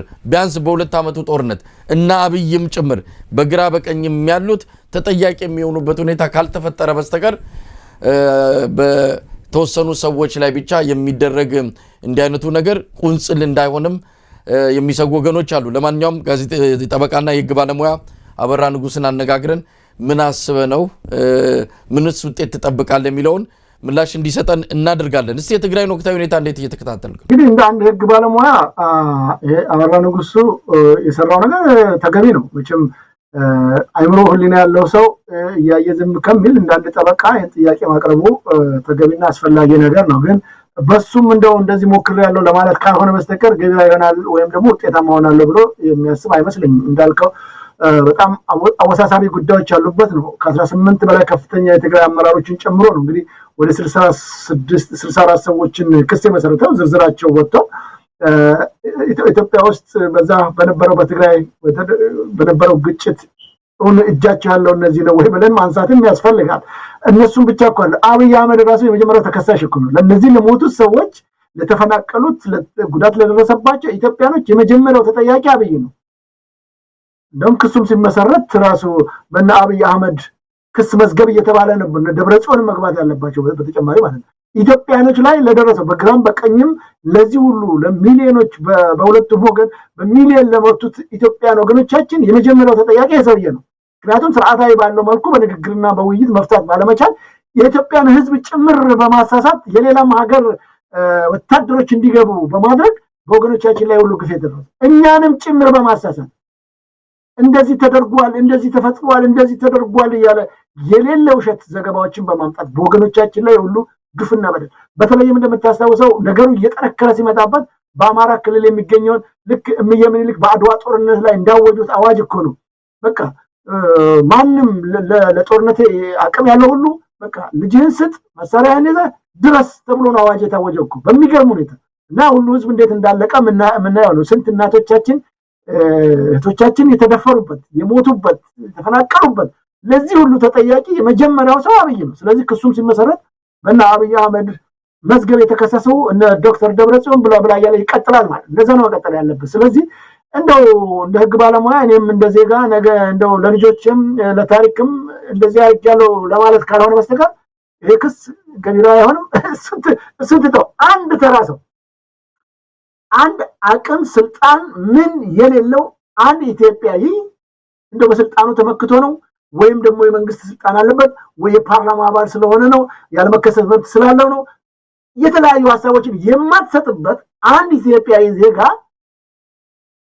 አልቀረበም እኮ ለፍርድ ተከሰው ስዩም ተሾመን እኮ ምሳሌ ማንሳት ዳኞቹ ቢቸግራቸው የከፍተኛ ፍርድ ቤት እንኳንስ የከፍተኛ ፍርድ ቤት አይደለም አንድ ፖሊስ እንደነዚህ አይነት ላይ እርምጃ ወስዶ ህጋዊ እርምጃ ማለት ነው አስሮ ቆልፎ አምጥቶ በፖሊስ ቁጥጥር የፍርድ ቤት ትዕዛዝ እኮ አውቶማቲክ እኮ አክሽን የሚወሰድበት ነው አውቶማቲክ ችሎት ደፍራል ተብሎ እዛው እኮ በተከሰሰበት ጉዳይ ላይ እኮ የራሱ ጉዳይ ሳይታይ እኮ በችሎት ማድፈር እዛው ነው ዳኛው የሚሰጠው ውሳኔ ወስኖ እኮ ወደ ቤት ይልከዋል እኮ እንዲህ የሚደረግበት እንዲህ አድርግ ተብሎ ፖሊስ ትዕዛዝ ሲሰጥ እኮ ውዝኔ ምንም እኮ ጥያቄ መጠየቅ አይችልም እኮ ፖሊስ ፍርድ ቤቱ የሰጠውን ትዕዛዝ ገቢራዊ ማድረግ ብቻ ነው ሚኒስትሩም እንኳን መብት የለውም ዳኛ የሚሰጠው ውሳኔ ከዛ በኋላ በይግባኝ ሊጠይቅ ይችላል ለምን እንደዚህ ሆነ ምናምን ብሎ ሊጠይቅ ይችላል ከዛ ውጪ አንድ ዳኛ የሰጠውን ውሳኔ በምንም ተአምር የመንግስት ባለስልጣንም ማንም የመሻር ስልጣን የለው ትዕዛዙ ተግባራዊ ነው የሚደረገው ስለዚህ ዳኞች የወረዳ ፍርድ ቤትም እንኳን አይደለም በኢትዮጵያ ምንድነው የቀበሌ ምናምን ሸንጎ እንኳን የሚሰጥ የፍርድ ሸንጎ የሚባላል የሚሰጡት ትዕዛዝ እንኳን በፖሊስ ገቢራዊ ነው የሚለው በሚኒሻው የምናምን ትዕዛዝ ሂድና አምጣ ተብሎ 3 ጊዜ የከፍተኛ ፍርድ ቤት የሰጠውን ትዕዛዝ አልቀበልም ብሎ አላቀርብም ያለ ዳኞች ነውና ዛሬ በቃኛ ለአራተኛ ጊዜ ካልቀረበ ስልጣናችንን እንለቃለን ወንስራችንን እናቆማለን እስከሚል የደረሱበት ሁኔታ እያለ ለአንድ ሰው ማለት 18 ከፍተኛ የትግራይ የጦር ጀነራሎችን መሪዎችን ምናምኖችን አሁን እንዴት ነው የሚቀርቡት ወደ 64 ሰው ማን ነው የሚያቀርባቸው ማን ነው የሚጠይቃቸው በአይሮፕላን ሙሉ እኮ ሄደን መሳሪያ ምንድነው ብር የነጠቀ ህዋት ከዚህ በፊት የጦር ጀነራሎችን ልኮ ለማስቀየር ሲል ማን አንተ ብለው እዛው መቀሌ ላይ አስረው ያባረሩ ያሰሩ ያገዱ የከለከሉ ምርጫ ቦርድን የሚባል በአገሪቱ ትልቅ ስልጣን አለው የሚባለውን አካል አንቀበልም ያሉ ዛሬም ጭምር እንዳልከው አሁን በአምስት ላይ ያልቃል ዞር በል ነው ያለው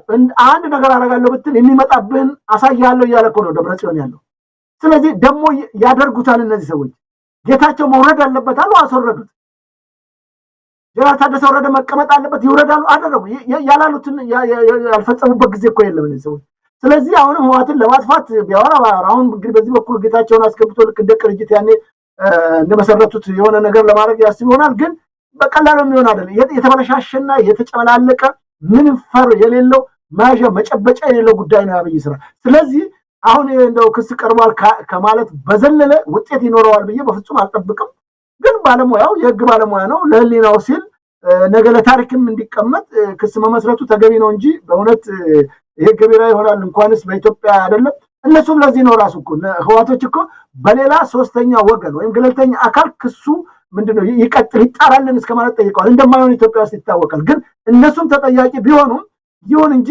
የመጀመሪያው ተጠያቂ ለዚህ ሁሉ ውስብስብ ችግር አብይ እንደሆነ ይታወቃል ከዚህ ቀደም እንደምታስታውሰው በሂውማን ራይት ጉዳይ ላይ ክስ ተመስርቶ ሁለቱም ናቸው ያስቆሙት እኮ ገፍቶ የሄደውን የሂውማን ራይት በሰብአዊ መብት ላይ የሚደረገውን ጥርጥር በተባበሩት የዓለም መንግስታት ጉዳይ የተጀመረበትን ጉዳይ ሁለቱም ነው ይቅር ብለው ያስቀሩት ናቸው እኮ ለምን ያቁታል ሁለቱም ተጠያቂዎች እንደሆኑ ስለዚህ አሁንም ጌታቸው እነዚህ ህዋቶች ያን ጥያቄ ሲያቀርቡ አብይ የመጀመሪያው ተጠያቂ እንደሚሆን ስለሚያውቁ ነው ይሄንን ያቀርባሉ ያሉት እነሱ ብንጠየቅም የመጀመሪያው ተጠያቂ እሱ ነው ስለዚህ የህግ ባለሙያ ያቀረበው ነገር እኔ ያው እንዳልኩ ለታሪክ ይቀመጣል ጥሩ ነው መቼም እንደዚህ ተብሎ ለማቀመጥ ይቀመጣል ወይ በዚህ ዘመን የህግ ባለሙያና ጠበቃ እንዲያርጎ ነበር ለማለት ጥሩ ነው የሰዎቹንም ዝርዝር አስቀምጧል ከዛ ውጪ ለዘለለ ምንም ውጤት ይኖራል ብዬ አልጠብቅም መሰለኝ አው ለታሪክም ይቀመጣል እነዚህ ሰዎች ወንጀል መፈጸማቸው ይሄ ወረቀት ሰነድ ራሱ በፍርድ ቤት ውስጥ ወይም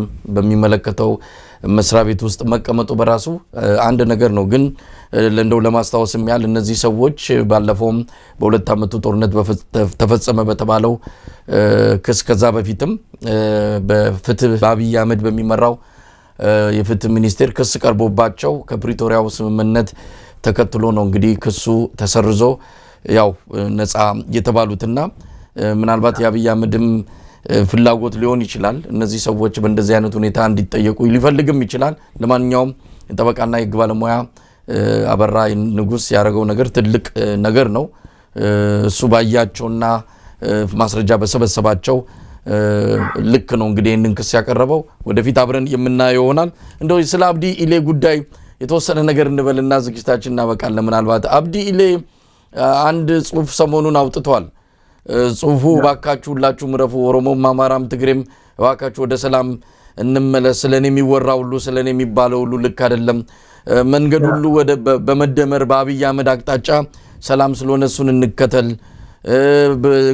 የኦጋዴን ብሔራዊ ነጻነት ግንባር ሰሞኑን እንግዲህ ተከታታይ መግለጫ ያወጣ ነው ከሰላም ስምምነቱ ራሱን አግልሏል ከአብይ አህመድ ጋር የጀመረው ላለፉት 4-5 ዓመታትም የቆየበትን ሁሉ እርግፍ አርጎትቶ ከሀገርም በመውጣት መሪዎቹ ምናልባትም የትጥቅ ትግል ዳግም ለመጀመር የሚያስችል ውሳኔ ላይ መድረሳቸውንም ገልጸዋል በዚህም የተወሰነ የስጋት ዳመና በሶማሌ ክልል አካባቢ አንዣቧልና ያንንም ጭምር በተመለከተ አብዲ ኢሌ ጦርነት አይጠቅመንም በሰላም ነው ነገሮች መፈታት ያለባቸው የሶማሌ ክልል ህዝብ በቃው ከዚህ በኋላ የጥይት ድምጽ መስማት አይፈልግም የሚል በጣም ትህትና ያለው ነገር ግን አብይ አህመድን ለማስደሰት በሚመስል መልኩ የጻፈው ጽሁፍ አለ የኦጋዴን ብሔራዊ ነጻነት ግንባር ይህንን አስመልክቶ ተቃውሞ ወይም ደግሞ የማስተባበያ ምላሽ ሰጥቷል አብዲ ኢሌ ትክክል እንዳልሆነ በመግለጽ ያነሳቸውን ሐሳቦች በሙሉ ውድቅ አድርጎበታል እንደው ዘውዱ አብዲ ኢሌ ቀና ያለ ነው አዎ በግዞት ውስጥ ነው ያለው አብይ አህመድ አሰረው አሁን በቁም እስር ውስጥ ከአዲስ አበባ መውጣት አይችልም እዛው አካባቢ በጠባቂ ነው የሚዘዋወረው ምናልባትም ሶማሌ ክልል ላይ ያለው ሁኔታ ለአብይ አህመድ የማያመች ከሆነ በተለይም የሙስጠፌ መሐመድ አመራር ብዙ ጊዜ እንደምንለው ከአብይ አህመድ አንፃር ሙስጠፌ የተሻለ አቅም ያለው የተሻለ ግንዛቤ ያለው እንደሆነ ይታወቃል ያመጣው ለውጥም ቀላል የሚባል አይደለምና አብይ አህመድ በዚህ ደስተኛ አይደለም ስለዚህ አንድ ቀን ሙስጠፌን አንስቶ አብዲ ኢሌ ሊያደርግ የሚችልበት ምድል ይሆናል እኔ ነኝ እኮ ያዳንኳችሁ ብሏቸዋል አንድ ጊዜ የሀገር ሽማግሌዎችን የሶማሌን ሰብስቦ እንዴ እናንተ እኮ አልቆለ ነበር እኔ ነኝ ያዳንኳችሁ ብሏቸዋል ስለዚህም አሁንም አምጥቶ አብዲ ኢሌን ለማስቀመጥም አይፈልግም ማለት አይቻልም አብይ አህመድ የሚያደርገውን አቅምና ለማንኛውም እንዴት አየው አብዲ ኢሌ አሁን ቀና ብሎ ለመናገር ምን ሞራል አለው ሶማሌ ክልልን በዛ አይነት ግፍ ያከረመና እስካሁንም ያልተጸጸተ ግለሰብ እንዳልከው መሳይ ይሄ ሰውዬ ያለውን ነገር ገቢራ የሚያደርግ ነው አብይ አህመድ ከዛ ጠልጥሎ አምጥቶ አስሮት እንዴት እንዳሰቃየው እናውቃለን አሁን ደግሞ በሙስጠፌ በኩል ያለው በዚህ በሶማሌ ተቃዋሚ ፓርቲዎች በኩል ያለው ነገር ትንሽ እያሰጋው ያለ ይመስለኛል ለዚህም ነው ቅድም ያልከውን ነገር ጽፎ አብይ ራሱ ይጽፍና ይሄን ለጥፍ ይለዋል ምንም ችግር የለበትም እሱ ትእዛዝ ይሰጣል መፈጸም ነው እንጂ አሁን የመደመር ፍልስፍናን ይሄ ሰው የገብቶት ነው ማለት አይቻልም ስለዚህ እንደዚህ ያድርግ ሙስጠፌንም በተጓዳኝ ማስፈራሪያና በዛ በኩል ያሉ የተፎካካሪ እነዚህ የተቃዋሚ ፓርቲዎች የኦጋዴን ነጻነት ግንባርንም ጭምር የማስደንገጥ በየቀኑ የሰጧቸው ብዙ ጠንከር ያሉ መግለጫዎች አሉ ከኢትዮጵያ ከበጸደግና ጋር መቀጠል እንደሌለባቸው ያሳወቁ ያለበት ሁኔታ አለና ስለዚህ በምንም ተአምር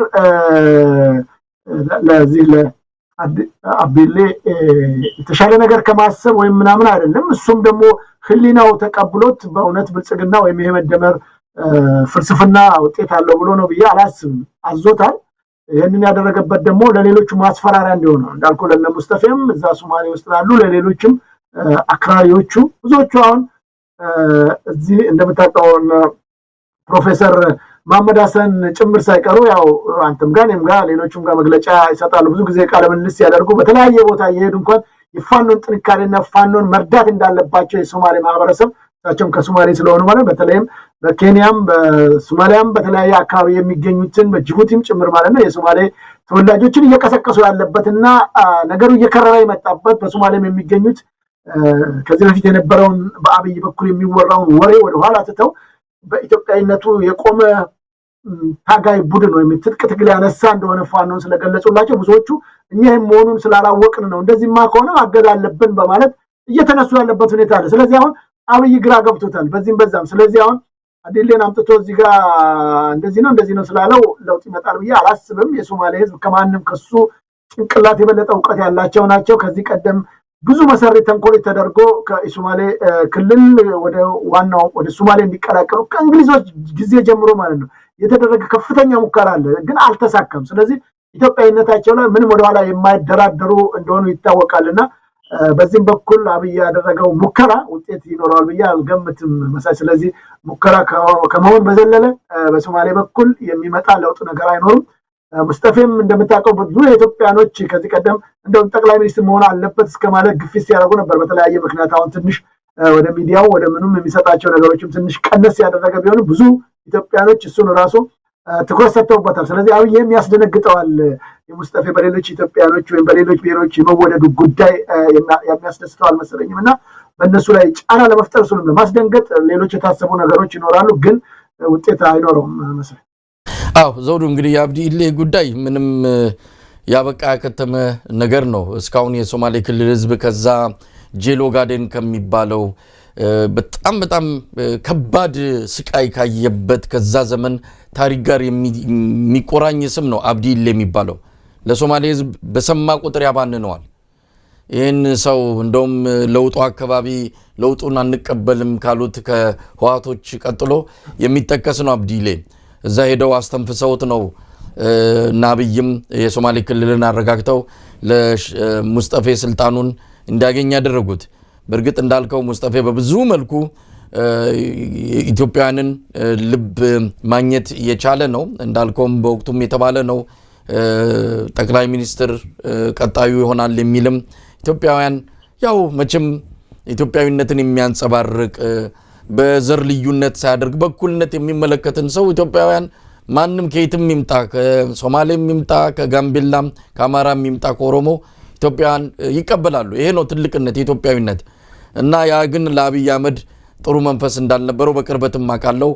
ያጋጠመንም ነገር አለ እንደዚህ አይነት ነገር ሲባል ደስ እንደማይለው ጭምርና ያንን ነገር እንዳናነሳ እዛው ሙስጠፌ አካባቢ ያሉ አንዳንድ ባለስልጣናትም ነግረውናል። ሙስጠፌን እንደዚህ ብላችሁ በጥያቄ መልክ እንኳን እንዳታነሱለት፣ ምክንያቱም አብይ አህመድ ቅር ይለዋል። አንድ ሰው ካንተ የተሻልከነ ሲባል አይኑ ደም ነው የሚለብሰው። ያንን ሰው ባገኙ አጋጣሚ መቀወርና ከቦታው ማንሳት ቀጣዩ አብይ እርምጃ ነው። ስለዚህ እንዳልከው ነው። ግን አብዲሌ አሁን የመጣበት ምክንያት ምንድነው? እንደምንሰማው ከሆነ በአንዳንድ ነገሮች አብይ አህመድ ዝም ብሎ የሚባንንበት ሁኔታ አለ። ሙስጠፌ በብዙ ነገር ይበልጠዋል፣ በአቅም ይበልጠዋል፣ በችሎታ ይበልጠዋል፣ በብስለት በሚያረጋቸው ነገሮች ይበልጠዋል። ምንም የሚደራረሱ አይደሉም። ስለዚህ በአንዳንድ መድረኮች ላይ ሲያነሳ በአንዳንድ መድረኮች ላይ ሐሳቦች ተነስቶ ሲወያዩ ሙስጠፌ በሚያቀርበው አንዳንድ ሐሳቦች አብይ ደስተኛ አይደለም። ምክንያቱም የሚበልጥ ሐሳብ ነው የሚቀርበው፣ ሁሉንም ገዢውን ሐሳብ ነው በሙስጠፌ የሚቀርበው። ስለዚህ ያን ነገር ለአብይ ምቾት ስላልሰጠው የመግፋት ነገር እንዳለ ከጊዜ ወደ ጊዜ ይሄ ነገር ጥሩ ስሜት በመዋላቸው ጥሩ ግንኙነት እንዳይኖር እንዳደረገ ነው የሰማነው።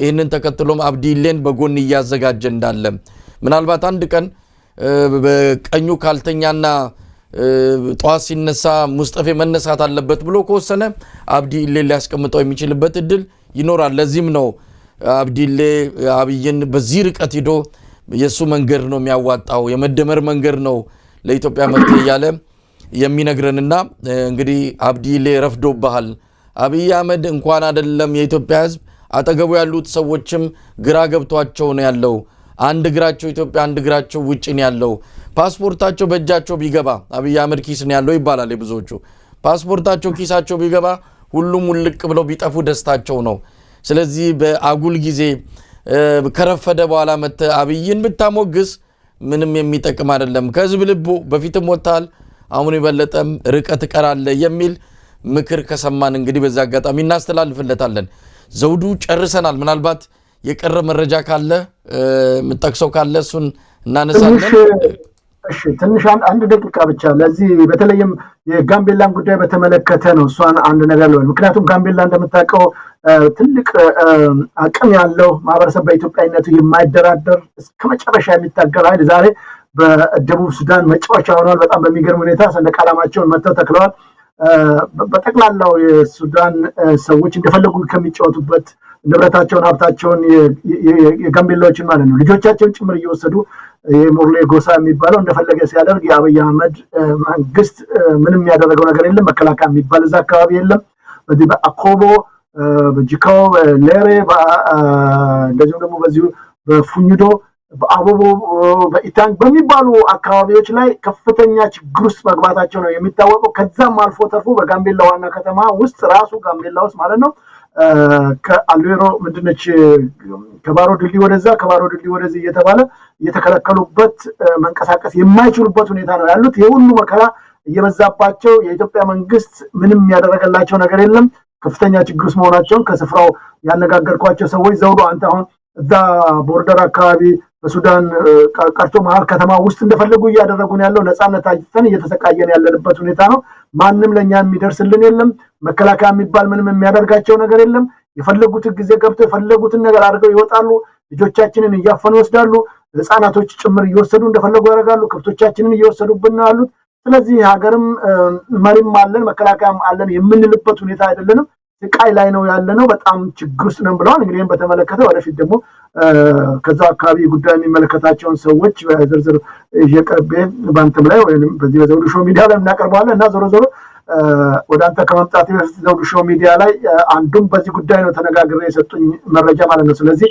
በተቻለ መጠን ህዝባችን አደጋ ውስጥ ነው ያለው በሁሉም አቅጣጫ ሶማሌላንድ እንደዛ አባሮባን አሉ ወገኖቻችንን ጅቡቲ ላይ እንደምታየው ነው በአስቸኳይ ውጡ ተብለው ሲቃውስ ነው 30-40 ዓመት የተቀመጡ ትናንትና ምንዛም ያነጋገርኳቸው ሰዎች አሉ ውጡ ነው የተባልነዋል በጣም በሚያሳዝኑ ትልልቅ ንብረት ያላቸው ሱቆች ያላቸው ውጡ ከዚህ ተብለናል ነው የሚሉት የኢትዮጵያ መንግስት እንደዚህ አሁን ፓስፖርት ምናምን ሰጣለው ብለዋል ግን እንኳን እነሱ ጋር ለምንደርስ አጠገቡ ሰልፉ በጣም ማአት ነው በሺ የሚቆጠር ህዝብ ነው ምንም ማግኘት አልቻልንም ንብረታችንን እየጣልን ያው ሜዳ ላይ እየወደቅን ነው ከዚህ በፊት ቤቱን ያከራዩን ንብረታቸው ተከራይተን ሱቅ ምንሰራባቸው እነዛ ሰዎች እየወሰዱብን ባዷችንን ቁጭ ብለናል ስለኛ የሚቆምልን ማንንም የለም ብለዋል በኬንያ የምታየው ነው በየቦታው ያለው ችግርና መከራ ውስጥ ነው ያለነው እንዳልኩ ሶማሌላንድ ጭምር ሳትቀር እንድትወጡ ብላ ትእዛዝ ሰጥታለች ስለዚህ የኢትዮጵያውያኖች በየቦታው ችግርና መከራ ውስጥ የገባንበት ወቅት ነው ስለዚህ በተቻለ መጠን አሁንም አስበን ሁላችንም ስለ ሀገራችን ካልቆም ነገ ባህር ዳር ድረስ ሊመጡልን ይችላሉ ነገ በዚህ በጋምቤላ ብለን ስናወራ ጅማ ድረስ ሊመጡልን ይችላሉ ወለጋን አልፎ እዚህ ነቀምት ምናምን ሊመጡልን ይችላሉ ዋና ከተማዎቹ አይደለም ኢትዮጵያን በሙሉ የማይወስዱበት በዛም በሶማሌ ሐረርን አድርገው ድሬዳዋን አድርገው መጥተው ሊገቡልን ይችላሉ በዙሪያችን ምንም መብት የለንም በዚህም በአፋርም ላይ ጅቡቲ ምንም 90% ከኢትዮጵያ እያገኘች የምትጠቀመው እንኳን ዛሬ መጫወቻ አድርጋናለችና ስለዚህ በየትኛውም ቦታ ምንም የሌለን አቅም የሌለን ሆነናል ይሄ ሁሉ መከራ ውስጥ የገባነው አብይ አህመድ በሚሰራው ደካማ አሰራርና ዓለም አቀፍ ዲፕሎማሲያችን ወርቋል መከላከያ የለንም ምንሰራው ስራ ሁሉ የጻን ነገር ሆኗል ከጎረቤት ሀገሮቻችን አይደለም ከአፍሪካ አይደለም ከዓለም ጭምር የተከበረችው ሀገራችን ኢትዮጵያ ዛሬ ውርደት ውስጥ የከተተው አብይ ብቻ ሳይሆን እኛ ራሳችንም ተጠያቂ ሁላችንም ኢትዮጵያኖች እንደነዚህ አይነት መሪዎችን አሽቀንጥረን በመጣል ሀገራችን ኢትዮጵያን መጠበቅና ማስጠበቅ ሲገባን ዝም ብለን ተኝተን እንደፈለገ ሲጫወትብን እንደፈለገ ሲያደርግ ዝም በማለታችን እያንዳንዱ ኢትዮጵያም ተጠያቂ ነው የምለው ስለዚህ የጋምቤላ ጉዳይ አሁን እየከፋ የመጣበት ሁኔታ እንዳለ ለመግለጽ አመሰግናለሁ ዘውዱ የጋምቤላ ጉዳይ ብቻ ሳይሆን በአጠቃላይ ሀገሪቱ ድንበሮች የሚጠብቃት አካል እየተጠበቀች አይደለችም በአራቱም አቅጣጫ ነው በነገራችን ላይ ጎንደር እንግዲህ እስካሁን ወደ 67 ኪሎ ሜትር የሱዳን ኃይል ገብቶ የኢትዮጵያን መሬት ይዟል በጦርነት ጊዜ ሱዳን ራሷን መከላከል የወረረችውን ቦታ እንኳን መጠበቅ አይደለም ካርቱምን መጠበቅ በማትችልበት ወቅት ላይ ሄዶ ያንን የተወሰደብን መሬት ማስመለስ የሚገባው የአብይ አህመድ አገዛዝ የጽድቅ ስራ የሰራ ይመስል አይ ግድ ለምነሱ ክፉ ሲገጥማቸው እኛ ሄደን መውረድ ከሞራልም አንፃር ልክ አይደለም የሚል በጣም አሳፋሪ ምክንያት በመስጠት እስካሁን የኛ መሬት በሱዳኖች እጅ እንዲሆን አሁን ደቡብ ሱዳን ላይ ሰንደቅ ዓላማ ተከሉ አሉ ባለፈውም በዛው በደቡብ ምዕራብ ኢትዮጵያ አካባቢ ዘልቀው ገብተው የአንድ ወረዳ ስም እስከ መቀየር ደርሰዋል ወርቅና ሌሎች የከበሩ ማዕድናትን አውጥተው ወስደው ሄደዋል በሶማሌ ክልል በኩልም እንደዚሁ የሶማሌላንድ ታጣቂዎች ገብተው ብዙ ወገኖቻችንን የገደሉት በመንደር በኢትዮጵያ መንደር ገብተው በጅቡቲም የምታቀው ነው ድሮን ገብተው 8 እስከ 10 የሚጠጉ ዜጎቻችንን በድሮን ተገለዋል በጅቡቲ ድሮን ቆጥረን ምን ጨርሶ አይደለም እነሱ ድንበር መጠበቅ ሲገባቸው አማራ ክልልና ኦሮሚያ ክልል ንጹሃንን እየፈጁን ያሉትና በጣም አሳዛኝ በጣም ከባድ ጊዜ ላይ ነው ያለነው ይሄንን ጊዜ መገላገል የሁሉም ኃላፊነት ነው እንዳልከው ተጠያቂው ወንጀሉን የሚፈጽመው ግፉን የሚፈጽመው ብቻ ሳይሆን ይሄን ግፍ በዝምታና በተለያዩ ምክንያቶች የዚህ ስርዓት እድሜ እንዲቀጥል ያደረገ ኢትዮጵያዊ በሙሉ በታሪክ ተጠያቂ የሚሆንበት ይመስለኛል ከዚህ አንፃር ነው ማንሳት የምንችለው እንግዲህ ዘውዱ አጠናቀናል ዝግጅታችንን በዚሁ ነው የምናበቃው ተመልካቾቻችን የዘውዱ ሾው ፕሮግራም በመከታተል እንግዲህ ቤተሰብ እንድትሆኑ ዛሬም ያው ግብዣ እናቀርባለን ማለት ነው እንደ ቀደም ሲል የምትከታተሏቸው መረጃዎች በሙሉ በትኩሱ ዘውዱ ከቦታው ያጣራ የሚያቀርብላችሁ መድረክ ነው ከታችም ሊንኩን አስቀምጠን ቤተሰብ የምትሆኑበትን ሁኔታ ያው መንገዱን እድሉን እንሰጣለን ማለት ነው በዛ በመሄድ በማስፈንጠሪያ በመጠቀም የዘውዱ ሾው ቤተሰብ እንድትሆኑ በዚህ አጋጣሚ እንጋብዛለን ዘውዱ በጣም አመሰግናለሁ መልካም ጊዜ ከልብ አመሰግናለሁ መሳይ ላንተም ቴንክ ዩ ተመልካቾቻችን በዚሁ የዛሬውን አበቃን ስለተከታተላችሁ ምስጋናችን ከልብ ነው ከያላችሁበት ይድረሳችሁ ኢትዮጵያ በክብር ለዘላለም ትኑር ጤና ይስጥልን